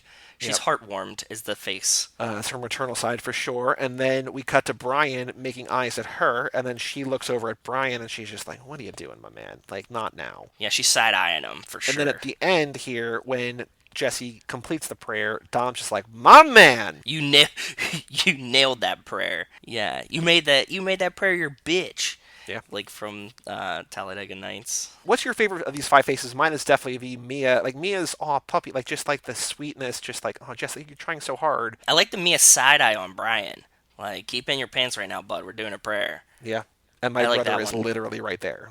Yeah, exactly. Dom being stoked on Jesse getting the prayer out is good too, but I like the Mia side eye. But we also have the very important thing is we finally have in this minute confirmation of our theory from last episode. Yes, this was a huge revelation, guys. Part of this is because there's like a continuity error in terms of where things are placed, but in this minute now, we officially have the Snapple in front of Dom, and you made a particular note that I missed. I was just so... You missed it? I think so. I didn't make a note, but point it out. What's the home run here? Dom definitely takes a sip of Snapple. Amazing. Yeah, he's drinking the Snapple. He's not drinking a Corona. And I wonder, so What? there's 6 Coronas on the table. They also have like Yeah. a 6-pack there. I wonder if Dom's taking one for the team. He's just like, you guys can have it. I'll take the Snapple. No. I think that this lays into our nightcap Snapple theory from before. Okay. That maybe, sometimes he just wants to cut a Snapple in there. He was cooking all day. He's probably hot from the grill. He's like, let me get Snapple in me first. We're going to be boozing after.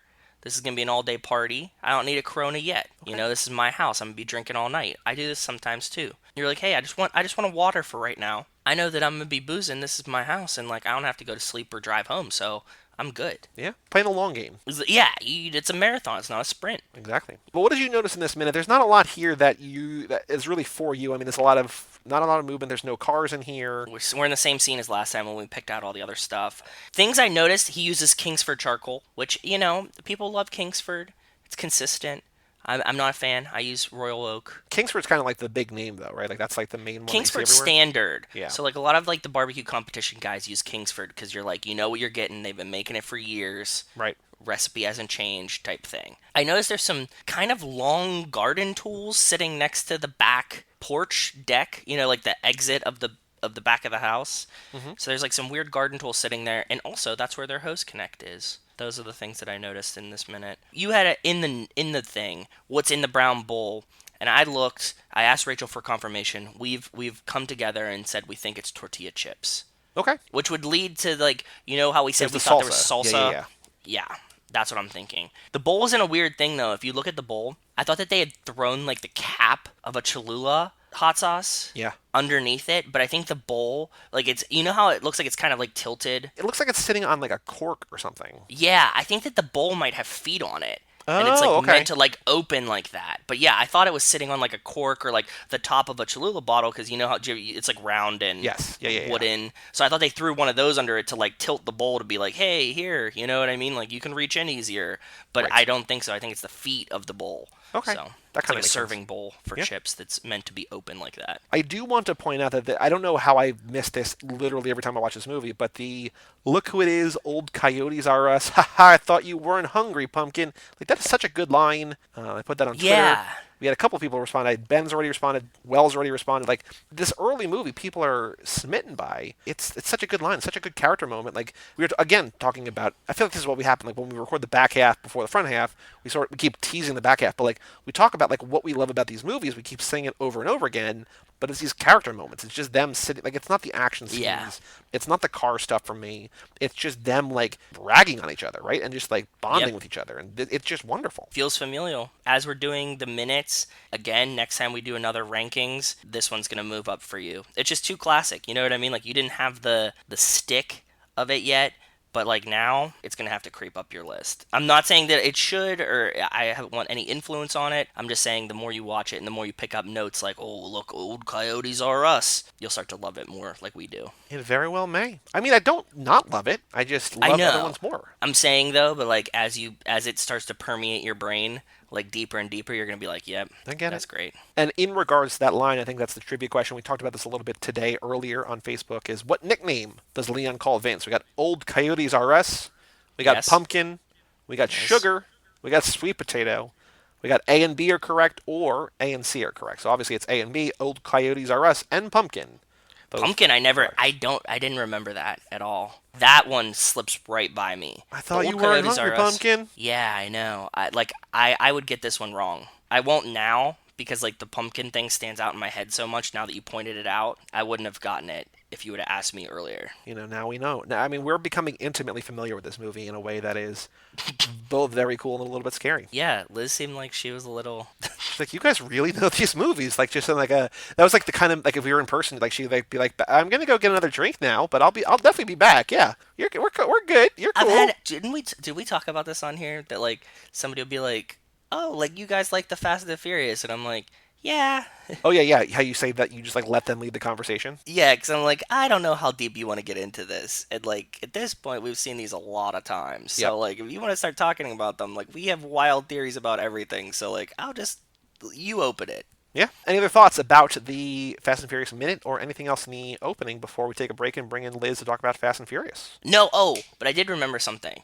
On the back half of this episode, I don't mention any of the cool old cars in this movie. Okay. And considering we're doing the Kicking kicking it it old old school. school lap, and this movie is probably one of the greatest for old cars. There's a lot of options here. There's a lot of really cool old cars, but we get Liz to talking. We'd much rather hear her than me talk about the cool old cars in the movie. So what cool cars are there in this movie that you want to shout out right now? This is the one that we get, the Grand National that Wes mentions all the time. Okay. Like he said he really liked the Grand National. There's that in it. Oh, fuck, what else do we have? Dom has a Chevelle in this.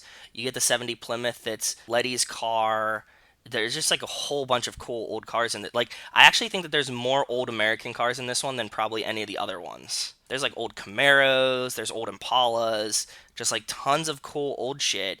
The Charger, Dom has a Charger in this one too. Yep. There's just like exorbitant amount of old American cars in this one that I never remember in it because like, we see Brian with the Skyline and I'm like, oh, like, cause this is the second time Brian has a Skyline, right? So it's kind of distracting for me cause like he has one in 2 and then he has a bunch in this one. Well, a bunch. He picks a bunch. There's so many cool old American cars in it that I never pay attention to. So yeah, well, glad you could kick it old school there for a second. But let's take a break just and for a let's second. go to the back half and not talk about cars basically at all. So Nope. We'll be right back.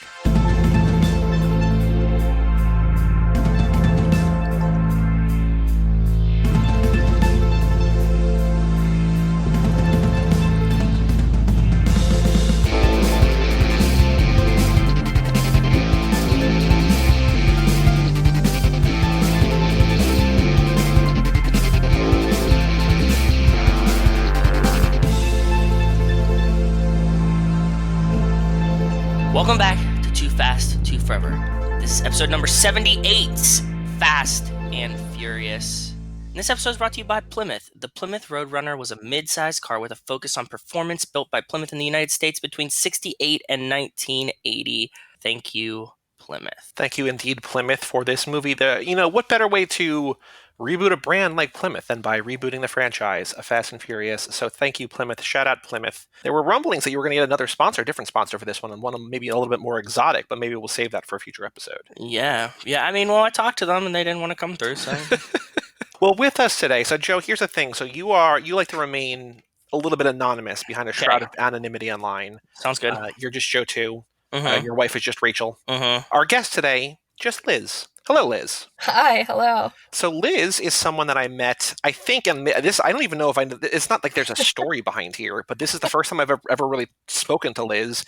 Liz found Cage Club and listened to Cage Club and then, followed me on Twitter and we're just sort of Twitter friends. And then I don't remember how this came about.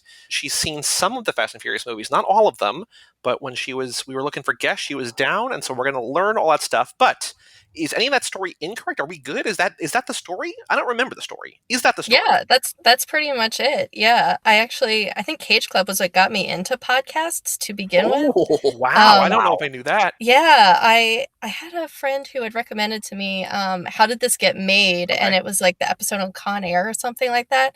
And I was like, oh my God, people make podcasts talking about movies and Nicolas Cage movies? Like, let me see if I can find something that fits this like incredible niche industry I've found. And then you guys came up as like the top result for Nicolas Cage we have a podcast for you, of course. Yeah, and I was like, oh my God, this is exactly what I've wanted to like hear people talk about that no one wants to talk to me about.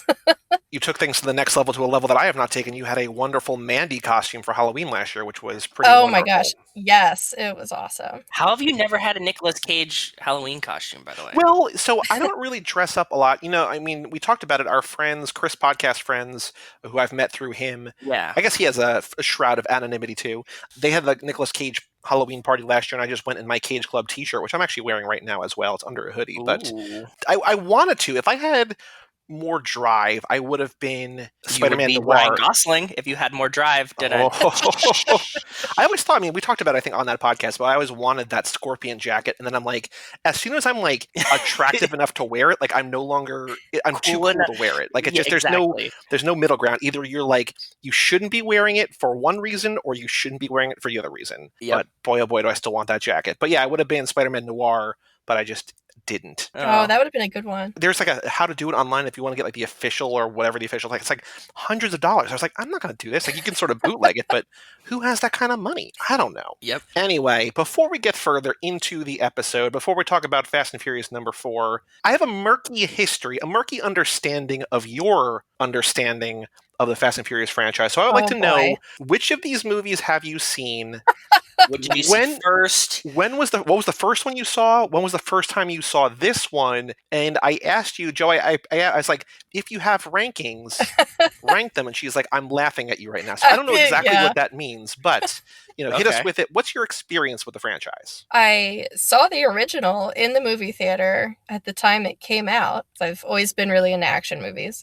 Okay. I don't know like who I went with or anything. I just know that I saw it in the theater when it came out. How old were you when you saw it in the theaters? I know you're not supposed to ask a lady her age, but I want to get some ground rules here of like where you were in 2001. Teenager, younger, 2001. older? Oh, geez. Yeah, I would have been like in middle school. Okay. That was like the cool thing to go see with your Cool, friends. sure, yeah. Yeah, for sure. Did you go with you probably went with like a whole group of friends then, right? I must have gone with my friends. There's no way my parents would have seen that movie with me. Yeah. In 2009, I remember going to see Fast and Furious. So I don't even remember seeing. I might have not gone to see any of the other movies in between these two. Okay. But I definitely went in need to. 2009. Yeah. My roommate in college was a huge Paul Walker fan. I mean, who isn't? Yeah. So yes, we had to go for that reason alone. And then I haven't seen any other ones since. I really wanted to see the one that James Wan directed. I think that was Fast 7. Yeah, Furious 7. Yep. Mm-hmm. They got great reviews, and I remember thinking at the time, I was like, wow, this is amazing. Like, this got great reviews and had an interesting director. And then it just completely fell off my radar. It's just really hard to get into a series when you just haven't been following it the whole time. Sure. Yeah, it happens. Yeah. Well, what I love about your history with this franchise is that you basically saw the same movie twice. Like you saw the origin story. You picked a really good 2 to skip because they're like not very pivotal. I mean, we love them. Yeah, but they're not like important story-wise between 1 and 4. Right. Oh, okay, good. Okay. Yeah, I don't think it seemed like I wasn't missing too much actually. So no, because this is nothing. A quick history of the franchise, and I think that everybody who's listening knows this, and I think they're probably tired of us talking about it. But like, they had one director for 1, then they had a different director for 2, and then this guy Justin Lin came in for 3 for Tokyo Drift, and he directed 3 through 6, and he's back for 9, and he was gonna do 7, I think, as well, but there was a conflict or whatever, so they brought in James Wan. But he's kind of the guy who took this franchise from being a movie, like a series about cars and about action, into like the biggest franchise in the world. This is sort of, in a way, a reboot, because in 2 and 3, Dom, like the Vin Diesel character's not in there, the Michelle Rodriguez character's not in there, Ryan's only in 2, Mia's not in either of them, so like they're basically almost separate stories altogether. Brian's in the first 2. This is like, okay, now we know what the series is supposed to look like visually, aesthetically look like and feel like. Let's kind of bring people back on board. Let's get them back. And literally the tagline is new model original parts. Like, we know what you loved about the original movie, we're going to do it here. So I think you don't have to have seen 2 and 3. Like, if you enjoyed this experience, and we'll get to that in a second, you can just continue from here. Like, you don't have to go back and see 2 and 3. I would recommend that you do, but like 5 is maybe the best one in the franchise. 6 is another one of the best ones in the franchise. Like, you can just continue on from here and not have to go back, or you're not missing anything. I did pause while I was watching the movie to look up who the director was, because I think there's several scenes where it's very obvious that it is like, this is a movie with the male gaze in mind. Like, I was like, this is definitely a male director doing this movie, which I guess is given the action genre. But yeah, I was chuckling to myself. So, I'm actually curious, since this was in 2009, to see some of the later ones he directed, if his style changed at all since then. I think they just got bigger budgets. Like, it just became bigger. Yeah. He commits more to the style, if anything, right? Like, it keeps the same feel, but it's just like, yeah. We don't have to take this as official rankings, but do you remember back to the first one? Do you like this one more or less than the first one, or is it so long ago that you can't even compare the 2? I probably can't compare the 2. I don't know. I always I feel in most franchises, I tend to like either the original or the sequel. The original usually just because it's the fresh and new idea at the time. So I'm leaning towards that, but I was thinking I should go back and rewatch it after this and see how they... So you've also only seen them once, too? Or, like, this probably is the second time for this one? It's not like Yeah, you've this been, is like, the... watching right. just these two Right. separately forever, over and over again. No, I haven't rewatched the original in a while. This one, I definitely, the opening scene, I vividly remembered, and given the kind of opening scene it is, I was like, oh, well, that's why I would have remembered it. Yeah. And then I remember I might have seen one of the later ones when I was traveling abroad. Weirdly, I just remember being like Vietnam or Cambodia or something, and they had this like subtitled movie, and it was when Letty's character comes back with like amnesia or something like that. Okay, so that's Very 6. Yep. Yeah. Lots of confusing things happening in that movie, and I was like, I don't know what's going on. Well, maybe I'll watch 6 then, and then I'll understand what happened. I've said this a lot on the show, but the way that I got into the franchise is from something you've mentioned already, was that How Did This Get Made covered the 5th one, and I was always watching the movie before they covered it, and so I watched the movie, and I was like, oh, this is really good. And at the end of 5, and this is kind of a spoiler, but she comes back anyway, at the end of 5, in the post-credits scene, it's The Rock and Eva Mendes, and she drops on his desk, she's like, look who's back, and it's Michelle Rodriguez. I'm like, I don't know who this person is. But so you see in this movie that, like, if you don't really know a lot about the franchise, she's probably one of the few things that you think you know, but she's only in 20 minutes of this, and then the one you see later, she's not really herself. So, like, you have I feel like a weird warped perception of what Michelle Rodriguez's involvement is, but also it makes total sense. I mean, my perception in this movie, I was like, oh, she's my favorite character. I remember really liking her, and then she's just not in it. And then I was like, well, and now she's gone. So. Well, if you like her, there's a short film before this one called Los Bandoleros that Vin Diesel directed, and it's kind of the best Letty that we ever get. So if you, it's not super easy to find. I think you can probably find it online somewhere. You find it on YouTube. Right? No, not Los Bandoleros is not. The turbocharged prelude is. Los Bandoleros is not. No, there's a 10-minute version, but that's not the full thing, and it looks like somebody just filmed their screen with their camera. So I don't think that's exactly what you want to do. No, that's not what you want to do. All right, before we get into the discussion, though, and I'm going to skip some of these because you don't necessarily know who some of these characters are, but I want to do some either or, some lightning round questions. No wrong answers, just what you think. This is who you are. Later in the episode, we're going to do a character quiz, and we're going to see who you are in the franchise. But these are just some either or, which one do you think you are? So first question up, do you think you're more of a Brian or more of a Dom? Are you more of a Paul Walker or more of a Vin Diesel? Oh, God, that's a hard decision. Oh, God, probably more of a Dom. Just the brooding-wise or family-wise? I just, honestly, Brian's character whines so much in this movie that I can't identify with him. I feel like Liz and Carol would get along pretty well based on that one sentence alone. Yeah. All right, now similar question, two other characters of this movie. Are you more of a Mia or more of a Letty? More of a Jordana Brewster or Michelle Rodriguez? Oh, I hope I'm more of a Letty. Oh, okay. We do not have very many Lettys, so that you are in rarefied air there. I like the lack of confidence. She said, I hope that I'm more of a Letty. Yeah, do you think you're more of a Mia and hope you're a Letty? No, I think I'm a Letty. Okay, cool. Yeah. Now, this is something that comes up that they mention a couple times in this movie. Are you more a fan in terms of cars of American muscle or imports? Are you more like the old school Dodge Challenger, Dodge Charger, like the car Dom drives, or the tuners, the Japanese cars and stuff?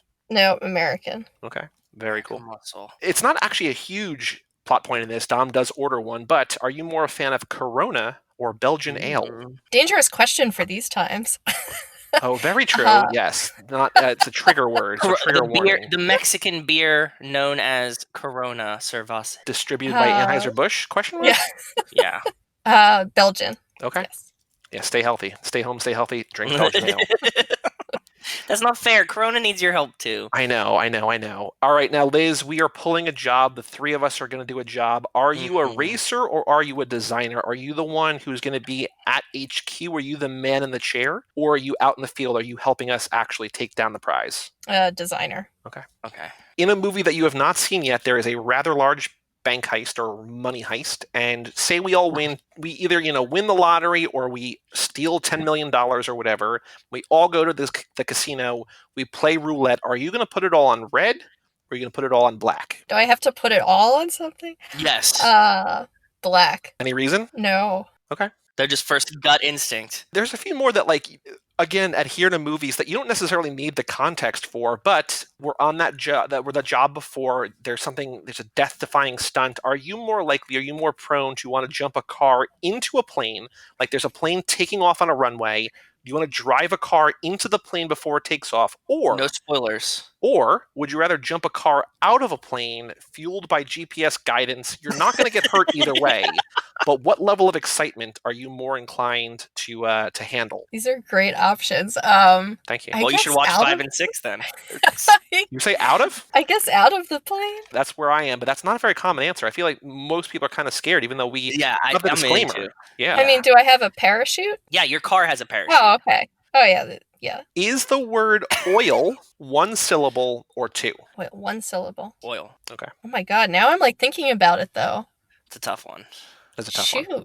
Yeah, I'm like, maybe it is two. We could also do, and I don't know if we want to start it today or if we want to, put this argument to rest, but we could also ask, how do you pronounce the moving image file extension? No, I don't want to hear that because I'll just get frustrated. Yeah, okay, I get it. Too close to home. There's one correct answer and then an answer that a lot of people think is the right answer, and yeah. Now, Liz, if I am correct in my memory, and this might not be right, I think you live on the East Coast. Is that correct? The Mid-Atlantic? Yes. Yes. So neither of these places are necessarily near you. They're not near us. But are you more of a fan? Have you had either In-N-Out or Whataburger? Oh, yeah, I've had both.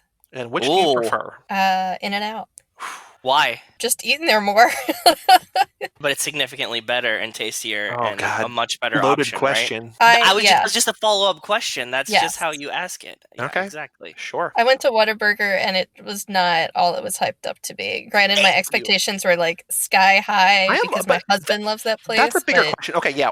No, I don't think anybody's hyping Whataburger. Like, that's They not... are. That's the problem that you're not seeing is that they do hype Whataburger. Who does? Everyone from Texas. Yes. Literally Wes everyone doesn't. from Wes is Texas. all about Pete Terry's, I think. I Right? know, but Wes doesn't even like food. It It's doesn't a true. Texas thing for sure, yes. So the expectations were high, but the product was just okay. Yeah, Yeah, it's mediocre. That's what I think of In-N-Out. We're not going to litigate this again. We're going to have this argument every time that we have. No matter what happens, we're going to get angry there. Okay, Liz, kind of a dark question here. Would you rather die in a fiery explosion or drown in icy water? Oh my god, fiery explosion. Wow. Okay. Cool. Yeah, easy. No context. Revenge of the Nerds or The Dark Knight. The Dark Knight. Ooh. We are out pulling a job. We're like, Joe and I are in the back. We need 5 minutes. We need you to distract people. Do your thing. And your thing in this in this Best instance question. is to sing a karaoke song a cappella or with karaoke, God. whatever. What song are you singing? God, I don't even know. Fart Probably like song. Don't Stop Believing. That's the Okay. only thing I really know all the lyrics to. Okay, that's It's a fine. good choice, though. End of The Sopranos, right? Don't stop. Yep. Black. All right. Okay. Final question.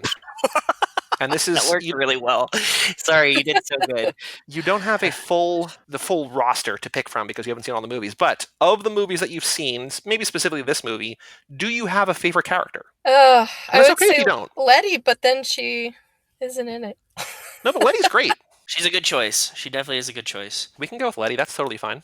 So now to begin the conversation, before we dive deep into Fast and Furious, this lap, we are calling it the Kicking It Old School lap because in our off weeks and our bonus episodes, Joe and I are talking about a lot of movies with classic cars in them, classic car movies, movies with throwback cars, whatever. So there's a couple different questions since we are kicking it old school. You can answer one of these. You can answer more than one of these. Do you have a favorite car movie? Do you have a Barbie dream car? Like, what's the car you want more than anything else? Do you have a favorite car in this movie or a favorite car stunt in this movie? Or if you hate cars and all things about cars, you can just say that too. We can skip this altogether. It's funny because this is actually one of the questions I was going to pose to you guys about, What? car chase movies and how this one stacks up against some other movies. Favorite car movie, Mad Max Fury Road, Okay. for sure. Very Okay, good that's a answer. good choice. Yeah, Very good Yeah. answer. Little crossover Charlize going on there. Mhm. That's a great one. I think that's like an instant, number one classic now after I saw it. Car that I would like, I really like the Dodge Charger, and I really like the Charger that Vin Diesel's character drives in this Okay. movie. Cool. Cool. Yeah, Would I ever be able to drive it? No, because I don't drive stick shift, but I dream. totally fair. It's not hard. That's why it's called the Barbie dream car. Yeah, Barbie Yep. dream car though. The thing about the franchise, and to answer your question in sort of roundabout way, is that as the movies go on, they kind of become less about cars and more about the stunts. And I feel like They Yes. become more action movies, and you Yes. said you liked action movies, so yes. Mm. Is there a stunt in here that you like? Is there a car moment in here that you like? Because I feel like there's a Yeah. lot of just chases and races. It's not really like spectacular. It's not even like two where they're jumping a car onto a boat, or let alone the later things. Like there's not a lot of stunts in this movie. It's a lot of races and underground races, Yeah. literally, Yeah. and whatever. I really, really enjoy the way that the Letty race is shot when the car flips and the Dom premonition thinking part. I think that that's really just interesting from the perspective that you're standing in one place and you watch the crash unfold around you type thing. So I Yeah. do like that as a stunt. I think that that's what stands out to me, but you're right. This one is low on stunts comparatively to the other ones. Like, is there a movie with fewer or less spectacular stunts in this one? Maybe the first one? Maybe 3.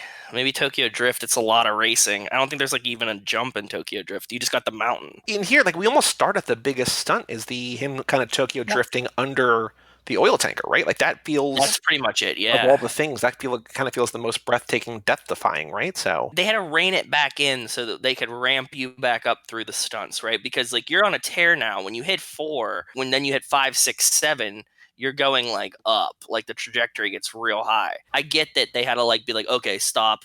We're gonna start back at racing. We'll just go from there and just build and build and build. I know it doesn't necessarily fit into this because it's a different story they're telling, but it almost feels like this movie should have visited Race Wars, to really kind of reground us in a way, right? Yeah, I think it was more of a time / plot issue. Mm-hmm. And without Letty there, it would be kind of weird for them to, they would have had to go back to look for clues for Letty or something, and then we'd have spent 15 minutes at Race Wars that I don't think that they had. But we could have had one where they pour one out for Letty at Race Wars. They could have had races in her honor. Man, oh man, I'm thinking all That's the what I'm saying. Now possibilities you're 15 minutes deep into this scene. I know, and this movie, without the credits, closes at it's an hour 39:58. I was like, this is a beautiful thing. Because that's the other thing, Liz, that's starting in movie 5 and going through Hobbs and Shaw, they're all 2 hours 2:15 plus. Yeah. Oh, So, really? Yeah. So the first Wow. 4 are shorter, they're an hour 45. Then from here on out, Hmm. they're all longer. So this is kind of the last bastion of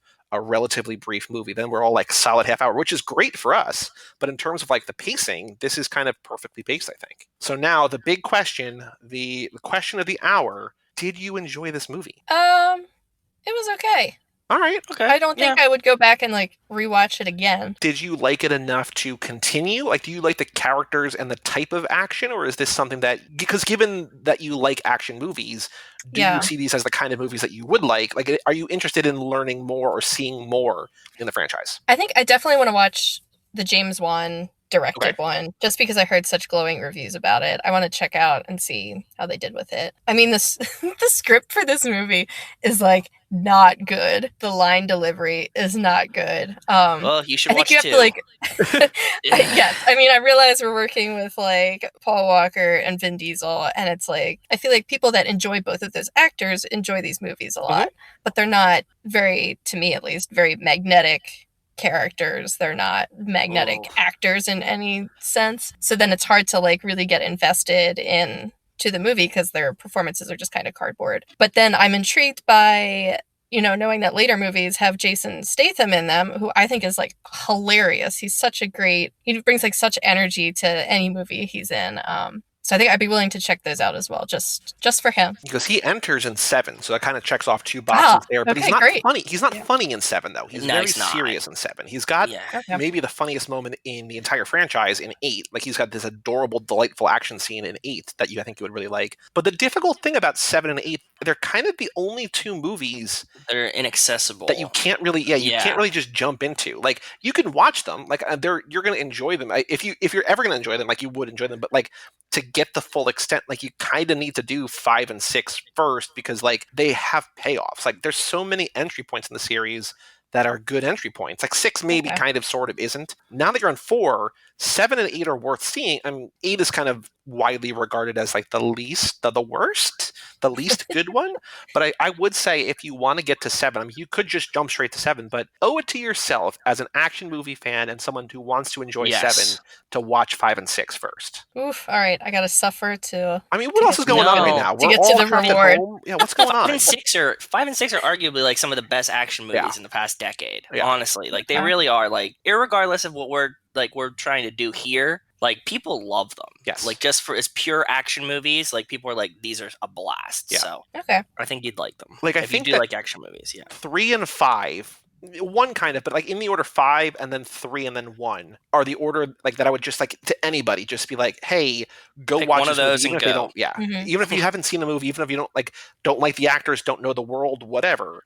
5 is just like a kind of a perfect, really well-paced, exciting action movie that's kind of like Ocean's 11 with cars. Oh, okay. Highly would recommend that one. We have a now theory that has minor references that 5 is actually the Italian Job 2. Oh.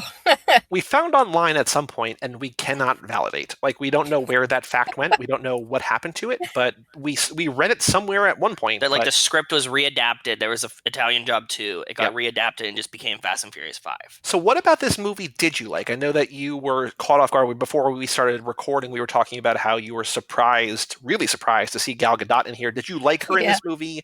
You were sort of surprised to see that she's not only in this movie, but a couple more. Did you like her performance, her inclusion in this movie? It's the same problem with Mia's character, where they're just, they're not really fully fleshed female characters. They're just sort of there to exist next to the male characters, and this sort of gets back to the whole, the director is a guy and the movie is made for men, therefore the women have very stereotypical bit action parts. But I think, given with what she was given, she was fine. So Dom is supposed to be really upset about Letty dying, right? But he doesn't like emote in this movie at all. Like he's like in his feelings and he's kind of brooding, but he like doesn't cry. He just has like this stoic rage. Yeah. And then like midway through the movie, he's like kind of flirty and coy with this like new woman character. And I was like, but what is happening here? As I was watching it this time, I was thinking, Joey, do you think there was a point in the script writing where they were going to replace Letty with Gal? That's an interesting question. Because like through the first half of the movie, it really seems like they were trying to figure it out. But then you get to the point where, they're sitting next to the car and she's like, what do you like in a 80% woman? 80% angel, 20% devil. Yeah. And he's like, she's like, that doesn't sound anything like me. And he's like, it ain't. So like... I do wonder, because like we have a couple different Letty replacements in this franchise, right? Like she is a literal brunette woman, a strong, assertive woman in this franchise, in this movie.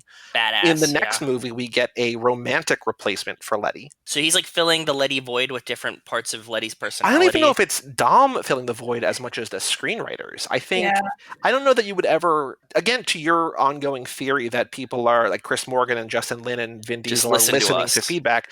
I don't know where this fits in, because I feel like Letty was so beloved that I don't think you would ever... And we got to get to that at some point. Maybe we got to figure out what happened to her. Like, did she leave by choice? Like, I don't know what happened to Letty, because it feels like they kind of wrote her out. The best parts, the best movies in the franchise, she's not in, or she's not really Letty. Yeah, true. So I don't know. It's weird, man. I was trying to figure out at this point, do you think they were testing out if Gal could replace Letty? Because we know that, like, as of right now, Letty's gone. Right? Like we don't have an idea that she's coming back yet. Right. We see him flirting with Gal, but then he does that you ain't. Were they working it to make it like I guess it depends on how you warm need up to replace her. Are you saying replace her in every regard or in specific regards? Every regard. Like there'd be no more Letty, Gal going forward. And then she's in a relationship with Dom?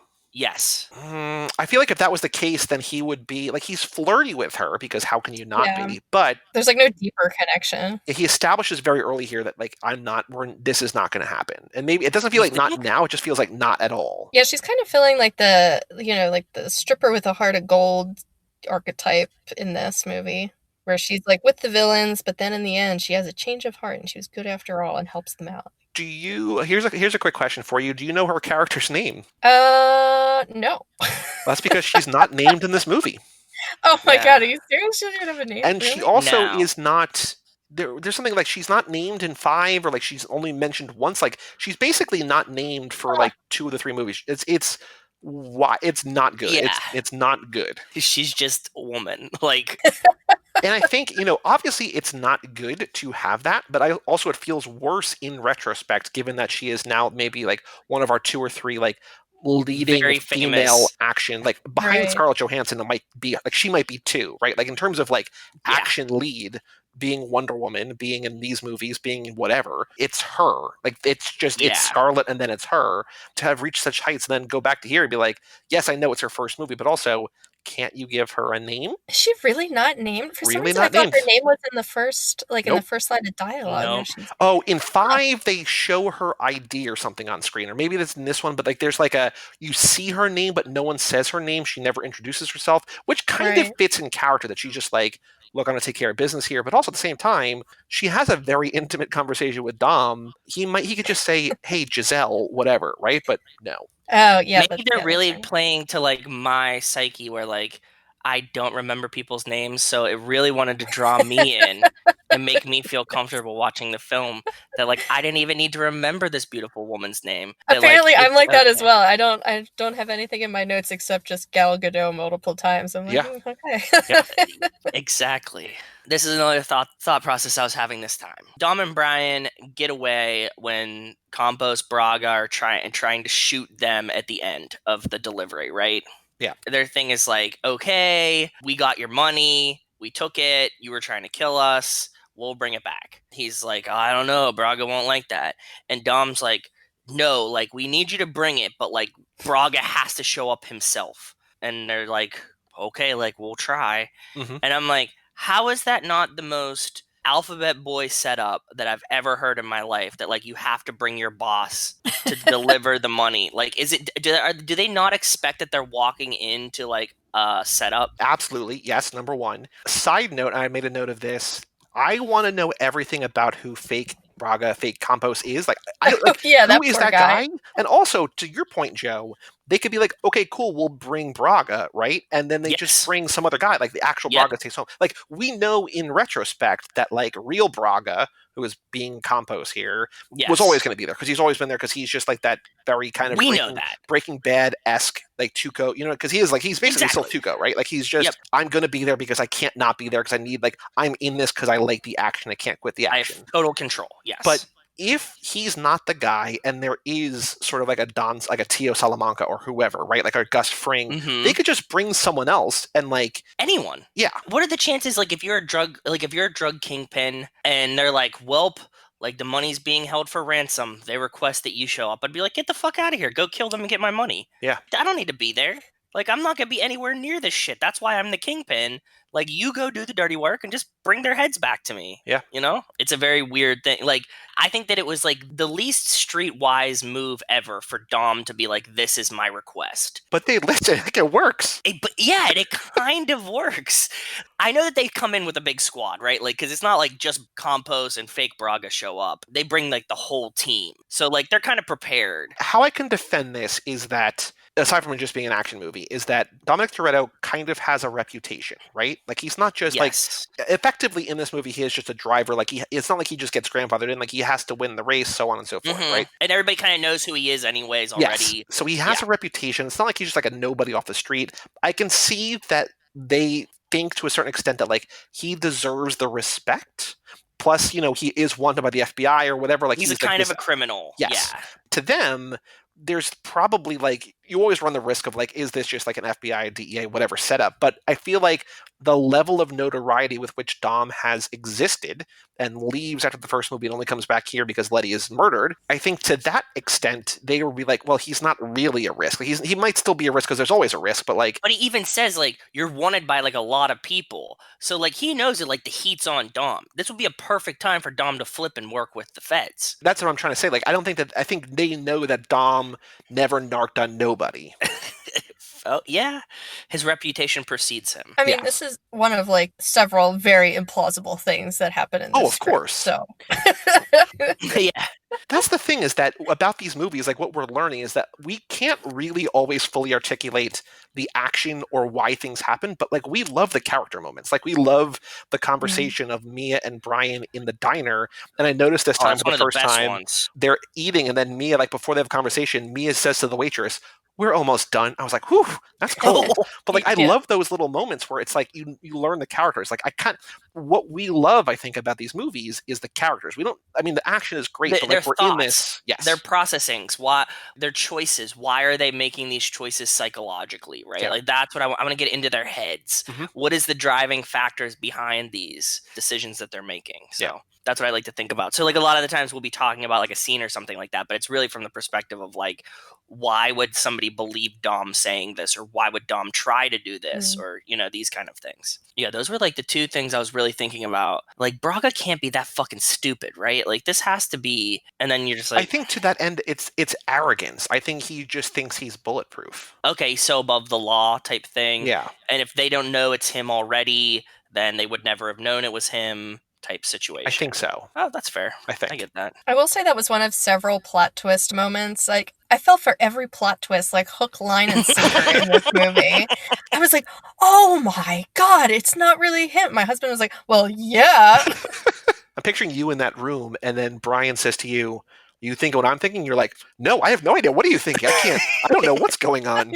Yeah. The thing that I really like about this, and I know that you said you're not like in a mood to rewatch it immediately, is that when you do rewatch it, you see how many times that Campos tells you he's Braga in this movie, like 6 or 7 times. Like they're like sitting there, and he's like, Braga is just sitting just like one of us right here. You really say that? Man, I'm a No. genius. I'm sorry. He said Braga is just like one of us. And like stops like with like an emphasis on the us. And there's another thing where he's like, if you rewatch it, you see that the character knows that it's him. It makes sense that the villain would be in the movie the whole time in plain sight and not just have some like rando cameo at the end for no purpose. Yeah. Yeah. But he like gives you all these hints. Like he's like he's flexing it. So like when you go to watch the movie again, you're like, motherfucker, like he was telling me the whole time it was him. He gave Mr. Police all the clues, just like the snowman. Yeah.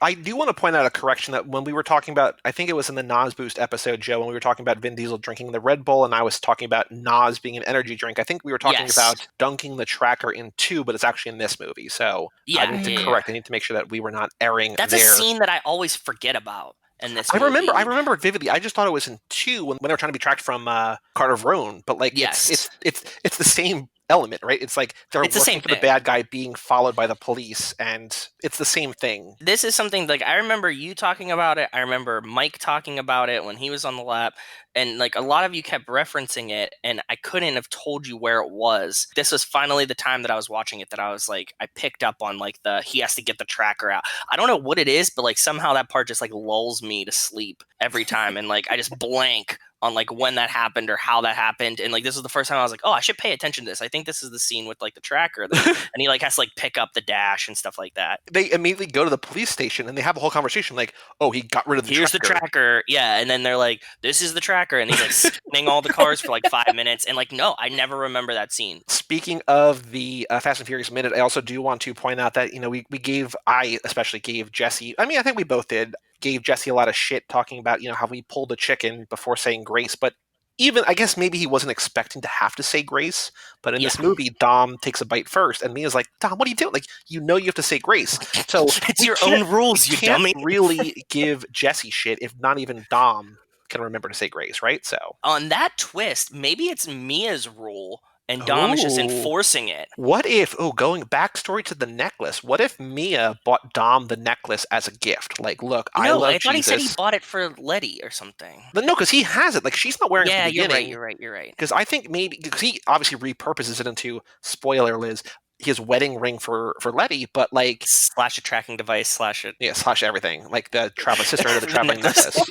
It becomes a very prominent symbol in the series. Maybe to that point, like if Mia is hyper religious, although she does sleep with Brian on their first date, right? Essentially, doesn't mean you're not religious. Those things don't correspond. Generally, they correspond to a certain extent. Not in an Italian household, to be honest. Okay, well that's a different thing. But maybe it's her rule to say grace. Maybe she bought the necklace for Dom. Maybe she's the one who has the framed picture of the horse because she thought it reminded her of Christ. Who knows?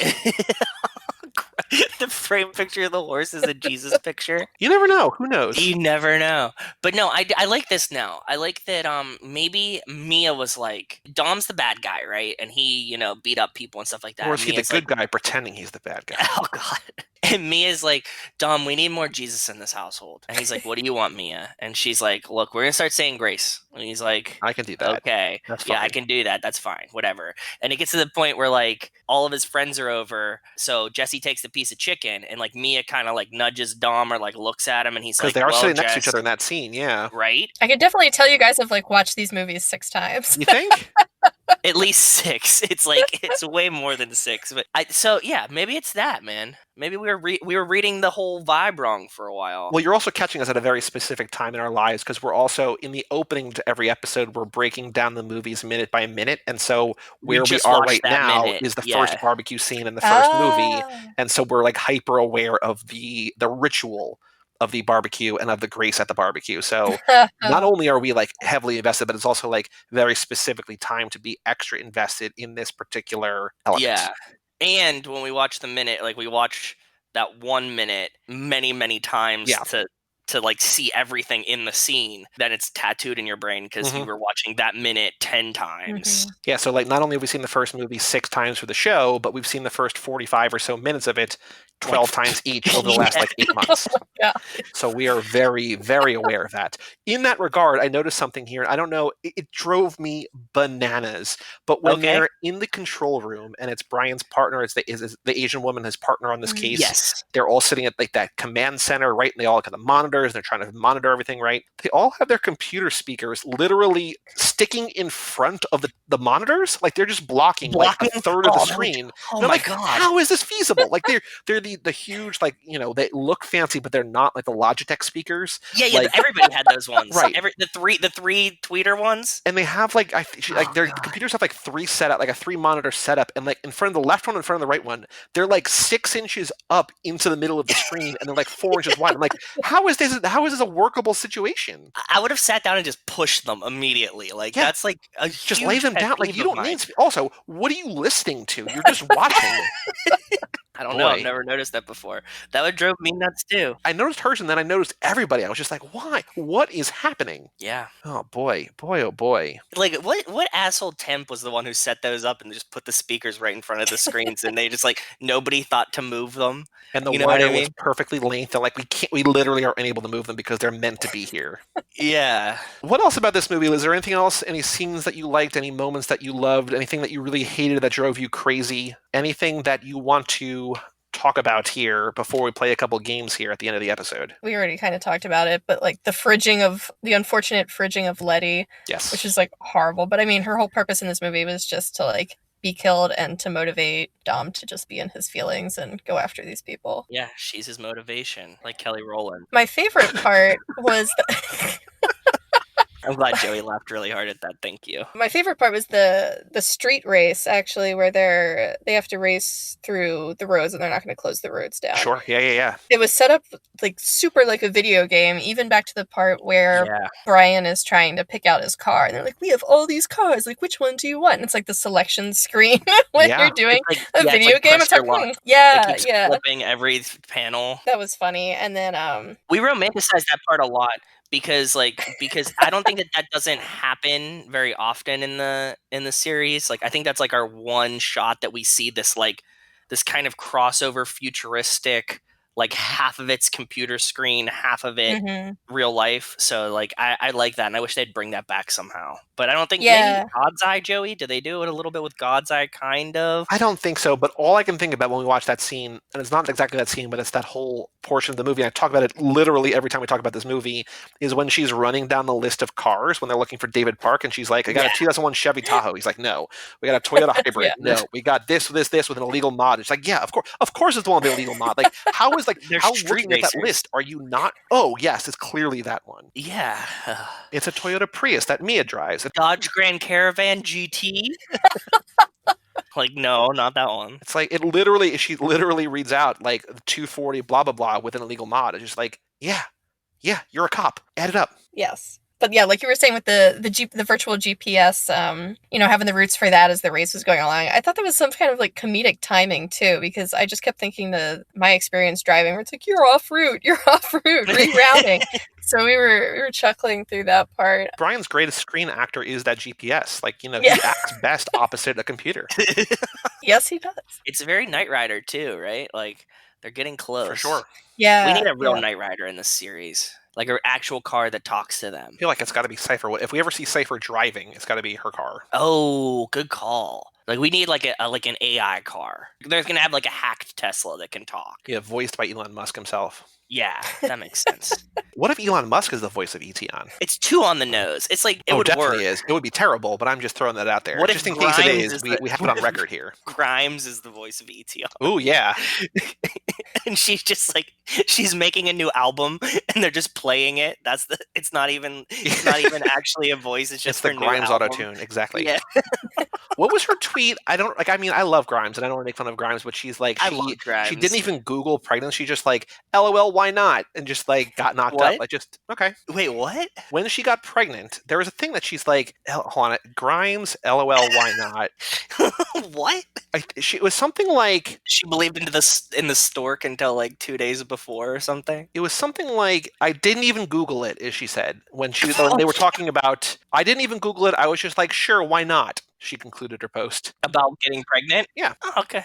Yeah, that works. I wish I was that rich to be like, can I have a baby? And you're like, oh, I'm not even going to Google it. Yeah. I think that's the opposite end of the spectrum. You either have to be like very, very rich to have that perspective or like very, very poor to have that Oh yeah. perspective. Yep. If you're like somewhere in the middle, you're like, I really should think about this. Yep. Anyway, Liz. Sorry. continue. Sorry for the tangent. The tunnel race. So maybe since you guys have seen this before, you could explain. I have two questions. When the feds or the border patrol, they notice this, like they're like, oh, we have thermal imaging when they're doing the tunnel race. So they're like, send the helicopter and then send ground patrol. And then they're like, oh, they're gone. I'm like, are these just random people at the border that like aren't expecting a group of cars? Or like, do they know there's supposed to be a group of race cars out there? I was like, how do they know there's something happening? I'm guessing it's border patrol, but that's not like really a crossing. And that they know that they're getting across, so they're like looking for them. But their jurisdiction kind of like ends at the border, right? So they're trying to find like where their tunnels are, but they've been disguising them with that like wood like over the front of the mountain. So I think that they're just trying to like watch where they're going in, and then like once they get into the mountain, they don't know where it comes out either, because like it could just be going like east and west or like north and south, you know what I mean, like through the mountain. Yeah, okay, that was my I was like, they must know that there's like a drug trafficking route happening here, otherwise you'd be like, thermal imaging, send a helicopter, and it's like a deer or something, like no sense otherwise. Also, like a group of cars would come up, like would appear like way crazier than like six here or whatever. And then my other question is, do you guys find it really implausible that no one in this movie gets a flat tire at any point? Oh, well, we haven't talked about that, but we talk about how they never get gas. Never gotten gas, never went to a car wash. Never go to a car wash. They're just the normal annoyances of driving a changes. car, yeah. But I mean, for some of the stunts that happen, like granted, you don't need to show people getting gas or getting a car wash, but like for example, during the street race where he just goes over like the barrier between the two roads, or then everybody's out in the desert and like flying around off-road, I was like, are these cars like outfitted with off-roading tires? Like, I don't think so. There are tires that like don't get flat, or that are much less susceptible to getting flat. Also, I just saw at CES this year, Bridgestone has new tires that don't even have air in them. They're just like, oh yeah, those flexi ones. It's crazy. It's they're insane. really cool. They're just like, did you ever see them, Liz? They're like just like a fan. It's insane. It's so weird. I need to look into those then, I guess. I need them too. Yeah, I think that would be awesome. There was a period of time where Rachel had like a flat tire every week for like 4 weeks. Yep. And like all you got to do is just like replace those tires after X number of miles or whatever. But yeah, it's like a band, you know, like all these like ribs that like come to it, but then it's just like the rubber's just the outside and there's no air in it.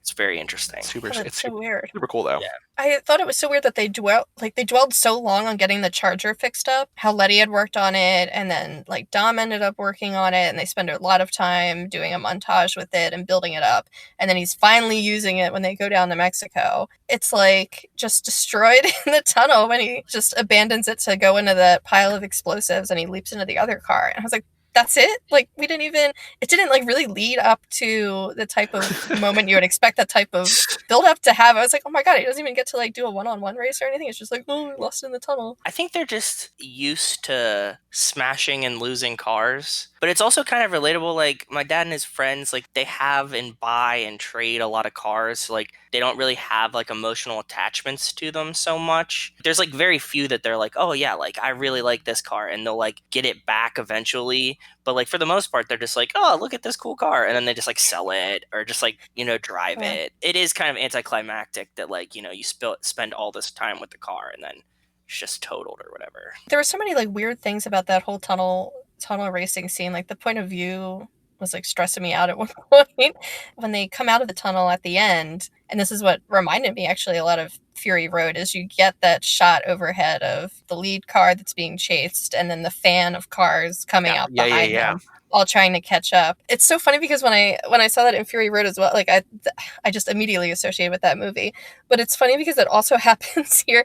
If you're ever driving like a toll road, specifically on like I-95, there's this one interchange where everyone comes out of the tolls just like that, and then you have to merge down to like 3 lanes of traffic. So whenever I see the shot in the movie, I'm like, oh yeah, that's like the turnpike shot.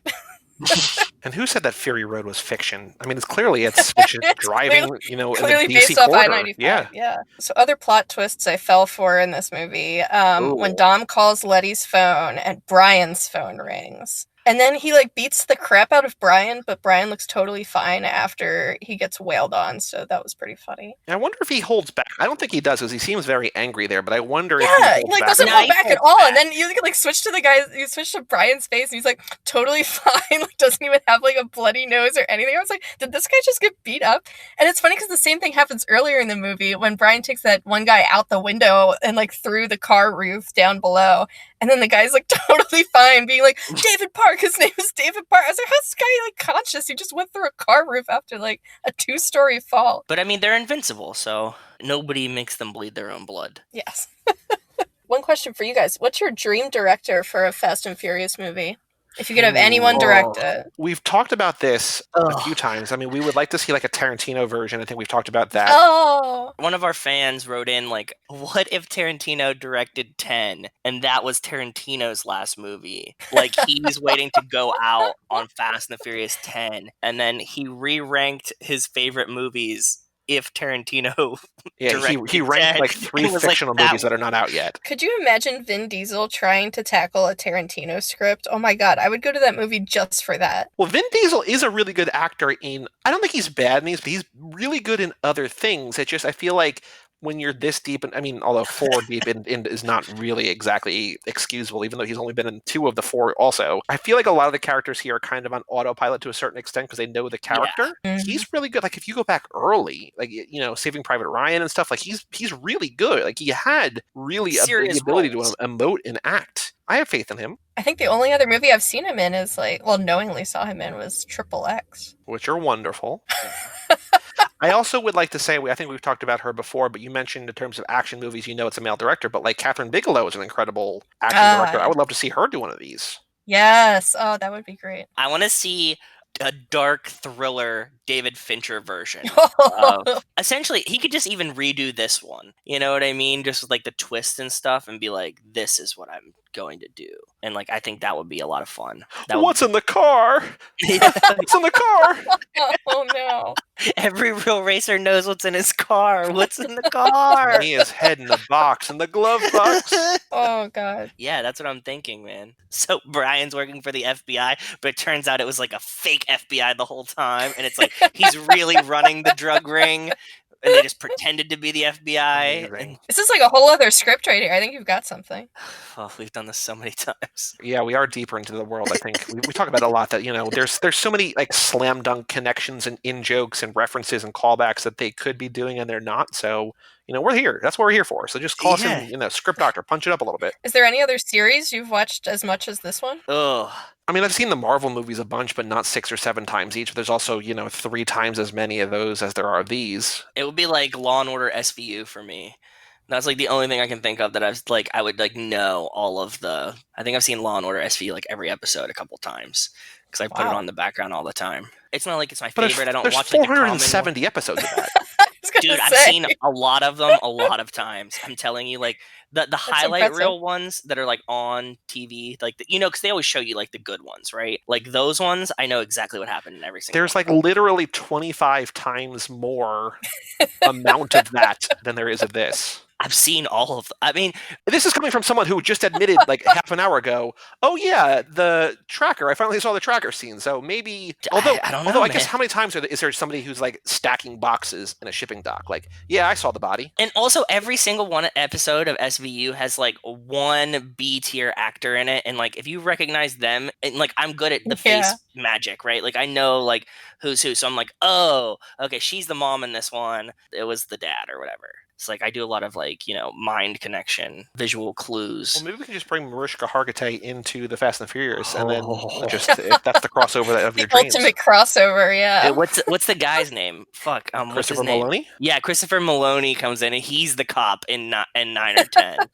Oh, that'd be Did you so know good. Mariska Hargitay's mom is Jane Mansfield? I did know that, actually. This is crazy. Like, and she was in the car when Jane Mansfield died. Like, she was in the back seat. Oh, no, I didn't know that. I think because like 2 or 3 of the kids were in that car, and bad things happened in the front, but the kids were in the back. Yeah, it's a crazy story. That's crazy. All right, Liz, are you ready to find out which Fast and Furious character you are?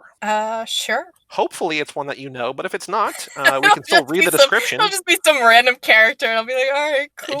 Well, there's how many options? 20? There's 20 options right now, yeah. Yeah. Holy cow, okay. So there's 7 questions. You don't have to know anything about the movies to answer them. They're all just personality based. It's sort of like a Teen Vogue or Cosmopolitan or whatever, kind of just personality quiz. Like J14. Exactly. Yeah. So question number 1, Liz, how fast are you? NASCAR, roller coaster, Lamborghini Murcielago, Toyota Prius, Vespa, or Razor scooter? Is this like how fast I drive normally, kind of? No, thing? it's However just you how wanna answer the fast question. are you? Yeah, Oh, like how do you define your personality? If you were as a person, how fast are you? whatever the one before the Prius was. Lamborghini Murcielago. Yeah, I guess we'll go with that. Lambo fast. Oh. Now, Liz, how furious are you? Are you the Hulk, Kylo Ren, Christian Bale in that one movie set that one time, Mel Gibson, Charlie Brown, or Jack McBrayer? I'm Charlie Brown. Okay. The Christian Bale inclusion is so good, though. Yeah, that was definitely Joey. We're having a barbecue. How are you helping? Are you manning the grill? Are you saying grace? Are you kicking back with a beer? Are you babysitting? Are you being the entertainment? Are you sneaking a snack? Or are you playing basketball? Be kicking back with a beer. Oh, did you already add playing basketball? No, I just verbally said it. Oh, okay. Because we know, because there's no happen. quiz. It's just like it's an automatic like choose your own adventure. Like we just go to the end there. We just stopped the quiz. Yeah. Well, I would still give the other questions, but at one point somebody's gonna say playing basketball, and it's like, all right, yeah, you're Leon. All right, Liz, you've got time to kill. What are you doing? Are you grabbing a bite? Are you working in your car? Are you hanging with friends? Drinking a beer? Working out, or working on your computer? Hanging with friends. I mean, I hope you're social distancing, but I understand it. Not right 6 now. feet away. Right. 6 feet away. All right, now Liz, you got married not that long ago. Please describe your wedding for us, and it can also be the wedding of your dream. I don't know, however you want to answer this question. I'm never getting It married. could be which either right. Yeah. hopefully is not the answer, because that would be a very strange answer, given that you've talked about your husband a We couple won't times tell your today. husband. We won't tell him. It's just me and my partner. It's us and our families. It's a backyard country affair. Everyone I know is there, or I don't remember. Everyone I know is there. Oh, okay. Yeah, that's not usually what we get, actually. So Right. as we're doing the quiz, it's updating the character in real time, and you've had 3 different, like each of these answers is giving you a different answer. So I mean, it's all exciting. It's happening. It's exciting to see in real time. Okay, you just won the lottery. Congratulations. What are you buying? Your own garage, a private plane. You're going to gamble it all away. You're going to buy your child at home, a fleet of cars, or a new life. God, probably a fleet of cars. Okay. You're giving us a lot of like answers that we don't normally get. Yeah, I'm and really like enjoying the it. characters like that, the you are ... Like the last 4 people have all been like, oh, these are wildly uncommon answers. So I'm excited to see where this. Good. So last Okay. question. This is going to determine everything. Liz, what's your drink of choice? Belgian ale, Corona, something fruity, water, whatever's cheapest, or whatever you're having. I guess I'll go with, I would say wine, but that's not an option. Belgian ale. Okay. You are, and okay, and that one put it over, Joe. Do you know who it is? Yeah, Mr. Nobody. Mr. Nobody. So you do not know. I got a character called Mr. Nobody. Played by Yeah. Kurt Russell. Played by action star Kurt Russell. Oh! He appears hey in now. 7. All right, so Okay. let's see if this I describes really you as gotta a watch character. 7. I mean, this is Yeah, all pointing me that apparently. direction. Liz, people see you as a bit of a mystery, and you love it. You've got more going on than anyone realizes, but your greatest joy comes from executing a plan perfectly and leaving everyone around you wondering how you pulled it off. You're great at keeping secrets, but you're always willing to help those who can help you. You don't have family, so to speak, because letting people too close might dissipate some of your mystical aura, so you'll settle for friends. And you drive like the wind, The wind blows. blows. Yeah, I think that's accurate, except driving like the wind blows. It's something you don't know is that everyone in this quiz drives like the wind blows. That's Oh, okay. so the original quiz that we we stole the format and some of the questions and answers from. No matter what character you got, it just ended with "and you drive like the wind blows." So like we've kept that. So we have had a Mr. Nobody before. The Mr. Nobody is, I think, a 7% answer. However, Oh, wow. What? 1 point behind who she was right before that last Oh, question. who was it? Who was it? Almost Tej. Almost ludicrous. Ooh, a little Tej going on there. I'm not going to read the Tej right up. The Tej is only a Yeah. 4.34%. Like, Liz, there are something like, I think, 300,000 permutations of all the different answers. So, like, there is, yeah. there's so many different options. But yeah, Mr. Nobody is a really good answer. I was Mr. Nobody until we reworked the quiz, and now I'm not Mr. Nobody anymore. And I'm just me, and I'm not upset. But boy, I wish I was Mr. Nobody. You're not mad, you're just disappointed. I'm not You're upset. fine. I'm just I'm disappointed. fine. But is this like the horoscopes where you can read a totally different horoscope and be like, yeah, that Well, yeah, sounds like you me can too. take the quiz on a different day and see how you're feeling a different day, and then get a different Yeah, answer. like- Of course, we have 2 games to play. First Okay. up, this ain't no 10-second race, aka boy do we have a podcast for you. So now, Liz, forgot. I want you to go. Please go to twitter.com. And I want you to find any tweet that you think someone would appreciate us geez. responding to. So what we do is from the Too Fast Too Forever Twitter account, we go to the twitter.com, to the Bird app, and we say, boy, do we have a podcast for you. Link to the show page, hashtag 2F2F, hashtag family, hashtag Fast and Furious. So Do I have to do it right now, or do I Yes. have like some time? well, no, to I mean, figure we're it going out? to review We're- last week's answers. yeah. Joe and I are going to find tweets, but sometime in the next couple minutes, find a tweet. Oh, Just someone who you God. think, Okay. based on Twitter, might like the show. Oh, so it has to be like a serious thing? No, it doesn't have to be a serious thing at all. Oh, It's okay. anything, literally anything that you And want. there's a scoring system based upon engagement. So, like likes or retweets or replies or emails, whatever. Oh God! Oh, Whatever I found you the man. want. best tweet. This I is found the like best- this is the hardest thing so far. I'm like, oh God, the pressure's on. So now, while we do that, we're going to there should be no pressure, because if nothing else, I am wildly bad at this game, and also Joe is good at this game, but like that's even a relative, because like on a It's rubric, not on like a that good. sliding scale, you're also bad. Like everybody's bad, because this is a very difficult game. Okay, so last week, Joe, I found Terry Chan at Terry Chan 96. This is a tweet from 2013 at Ludacris, loving every F and F and all the music. You were there since the beginning. Should get back, quote, Suki and MC Jin for number 7 on your team. Boy, do we have a podcast for you? Of course not. 0 points. Why would there be? Why would there be? Joe, you found Daniel at Daniel GA7Z, me ranking de police, the Fast and Furious. The Fast and the Furious, Tokyo Drift, Too Fast and Too Furious, Fast 5, FNF 4, FNF 6, FNF 7, FNF 8. Boy, do we have a podcast for you. Nothing. Damn. Then our guest last episode, Mr. Nate Milton. He of the Yes. great voice, he of the infinite energy. He found Post Wrestling Network, Nate Milton. Oscar H at 510, Oscar 510 underscore, Ludacris unlocking the safe at the end of Fast 5 as Danza Kuduro begins playing simultaneously is one of the best moments in the history of cinema. Boy, do we have a podcast for you. For you. Of course not. Of course not. Why would there be? Nothing. So, over 3 last week. Sorry, Nate. You know, we're all right there with you. It is wildly difficult to play this game. Okay, I got one. It's a 3-parter. Oh, boy. Oh, okay. So this is appropriate because as we're recording, this would be opening day for baseball, right? Hashtag opening day at home. This is Texan Pride at Astros underscored Arsenal. Should I read all 3 or just the last one? Read all 3, but we're going to respond to the last one. This is Yes. this is a very good one. This is a very good one. Fast and Furious has broken every rule of logic. If Han survived and is coming back in F9, then you have to bring Gisele back too. Owen Shaw literally survived the exact same thing that killed Gisele. If he survived, you have to tell me Gisele survived too. Braga should be dead, isn't? This is Deckard- tweet number 2. Yeah, tweet number 2. He's responding to himself. This is like a chain. Yeah, it's a thread. Braga should be dead and isn't. Deckard and Owen Shaw should be dead and aren't. Michelle Rodriguez found out watching Fast Five in theaters that Letty wasn't dead. She should have been. Toretto should have died about 57 times now. No one ever dies in this franchise. Third tweet. Like, no one really dies in these movies. Like, even the guy who died in real life didn't die in this franchise. So why is Gisele dead? Welcome to the world without sports. I'm starting the campaign today to bring Gisele back. Hashtag bring back Gisele. At Gal Gadot, what say you? If this doesn't get a response, I don't know what will. I'm going to like and retweet all 3 tweets because I want to share this with everybody. Texan Pride at Astros_Arsenal. Like this podcast is made for him. I know. We have baseball. It's opening day. There is no baseball. He's deep into Fast and Furious theories. He's trying to bring Gisele back, which we love. Also, what I do like about that, like we did last week with mine, it didn't work.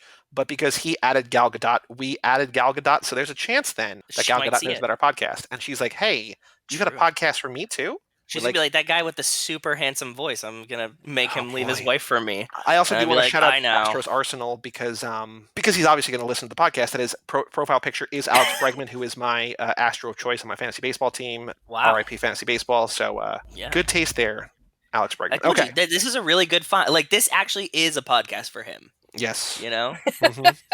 Liz, have you found any tweets that you want to respond to? I got one. I don't think I'll find another good one, so I'm just going to go with this one. There really is no rules about this, and good and bad is very loose in this world. Oh, I got a really good one. I'm going to send this. Okay. I found one from Duchess Dank at Duchess Dank 1. Guaranteed cry moments. Number 1, when Jesse at Chad Lindbergh took a bullet. Number 2, the look on Han's face when Mia asked after Gisele at Gal Gadot. Where Gisele at, String? Where Gisele at? String, where Gisele at? And then number 3, the look on Dom's at Vin Diesel face at the end of Furious 7. Boy, do we have a podcast for you, Duchess Dank. I think that this really is for her, too. And also what I do love is that, again, not why I picked up Chad Lindbergh, Gal Gadot, and Vin Diesel are going to get added. Poor Gal Gadot is just going to be inundated by our ats here because obviously she's reading. I don't think this is actually Chad Lindbergh because he has like 50 followers. 20 followers. Yeah. It might not be. I don't know, but yeah.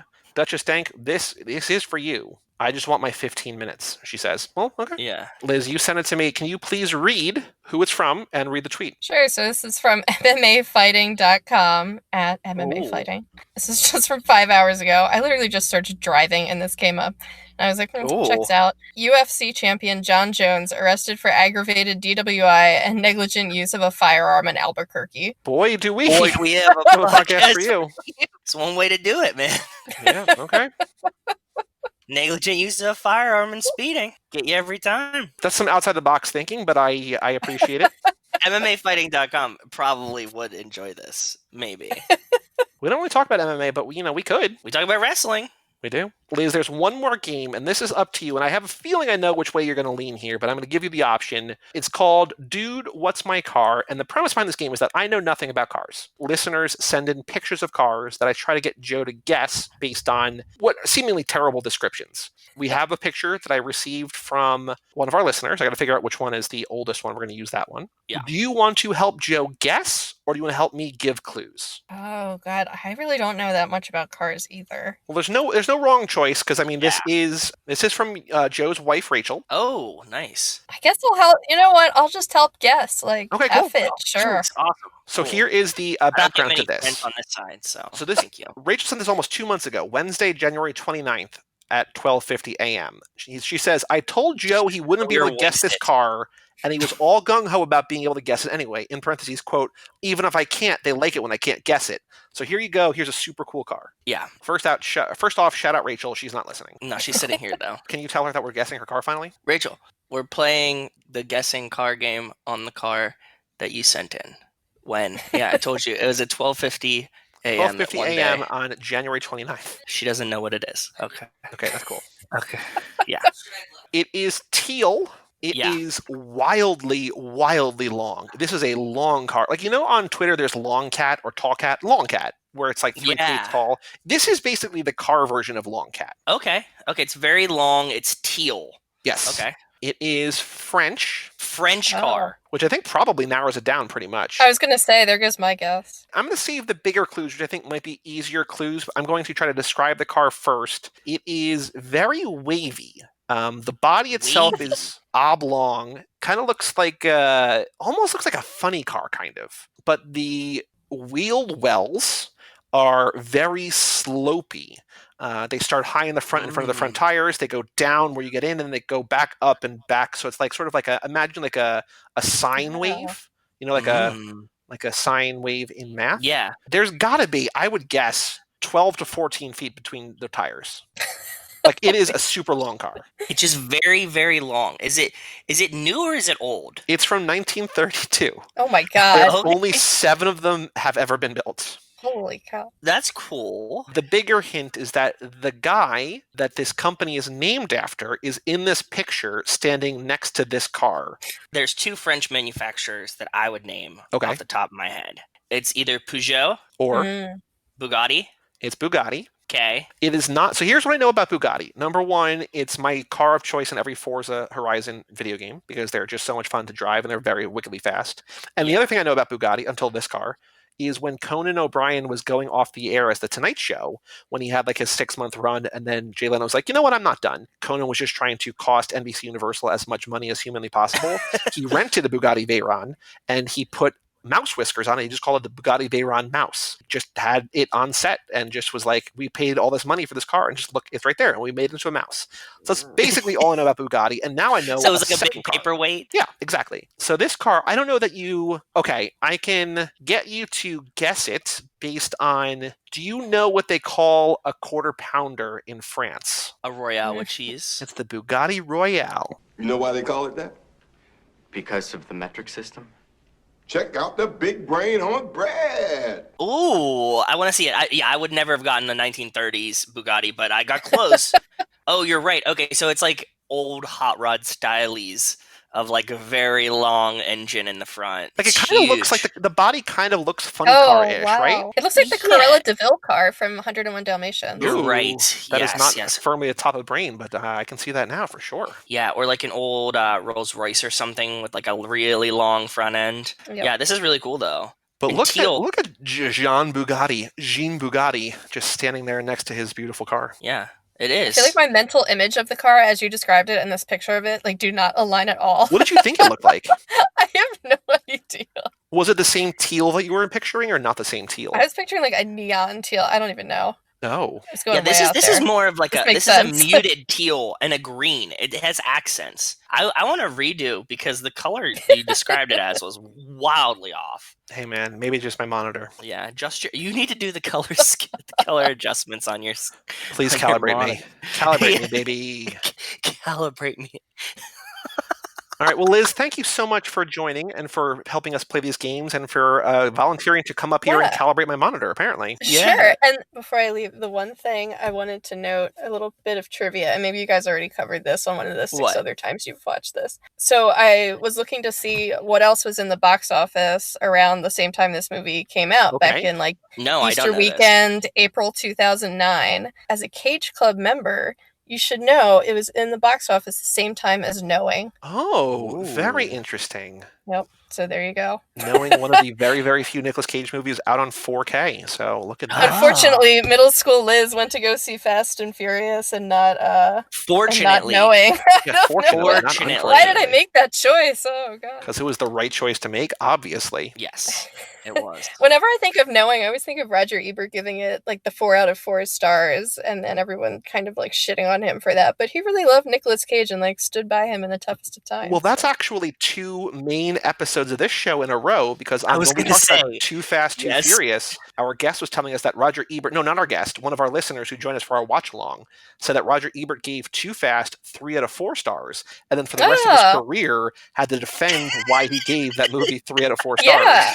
You know, he loved what he loved. You got to stand by what your tastes are. Yeah, but he was saying to like everybody, like he would rate a movie and he'd be like, "This is 3 out of 4 stars," and they'd be like, "The same as Too Fast, that piece of shit film," and like he would just get harassed about his rating of Too Fast all Wonderful. the time. Yeah. Cool. Well, Liz, thank you so much for joining us. Yeah, thank I'm you. sorry that you did not love this movie as much as you could have, but I really do hope that you watch 5, 6, 7, maybe 8 as well. That's okay. This is a really fun experiment to just sort of watch something totally isolated from the rest of the series and be like, does this hold up 11 years after it was made? Yeah. Yeah, it was fun. We love every take here. Like we're very accepting of every take. If you want, As if long you've as you're loved them game to all- talk about it. Yes, exactly. Yep, exactly. Yeah, and it's great to finally talk to you as well, too. Yes. What I will ask is that if you do watch these movies, after you watch other movies, please email family@cageclub.me and let us know what you think. You don't have to come back. I mean, you're always welcome back on the show, but if you just want to say, hey, watched 5 today, loved it, because of course you're going to, just let us know. Yeah. Okay, I'll definitely keep you guys updated. Thank you so much. Thank you. But for all things Too Fast, Too Forever, you can go to cageclub.me, facebook.com/TooFastTooForever, or at TooFastTooForever on Twitter and Instagram. Email us, family@cageclub.me. Check out our Patreon page at TooFastTooForever.com. Also, shout out to Liz for being our lone patron over on the Cage Club Patreon, which I was saying to you, Joe, that like we got a new patron subscriber. I was like, I was so excited, and then I was like, oh, she's doing the one that like literally has like no redeeming values at all, but she's holding it down over there. So thank you so much for that. As we talked about, next episode this Friday, we're going to be talking about Bloodshot, the new Vin Diesel release, now on VOD. Oh, we are cool. Yes, and then next week. Actually, we're going to save next week for Friday. We're gonna do a week at a time. But yes, on Friday, we're going to do Bloodshot. So check out Bloodshot if you want. If you want to stream Bloodshot, I think you can rent it for probably $20. Yeah, it's like pretty much everywhere right now. Yeah. So go check out Bloodshot and then come back on Friday for a bonus episode all about that new release. I'm Joey Lewandowski. I'm Joe too. And that was Liz. And we'll see you next time right here on Too Fast, Too Forever. Peace out. You anus Peacers.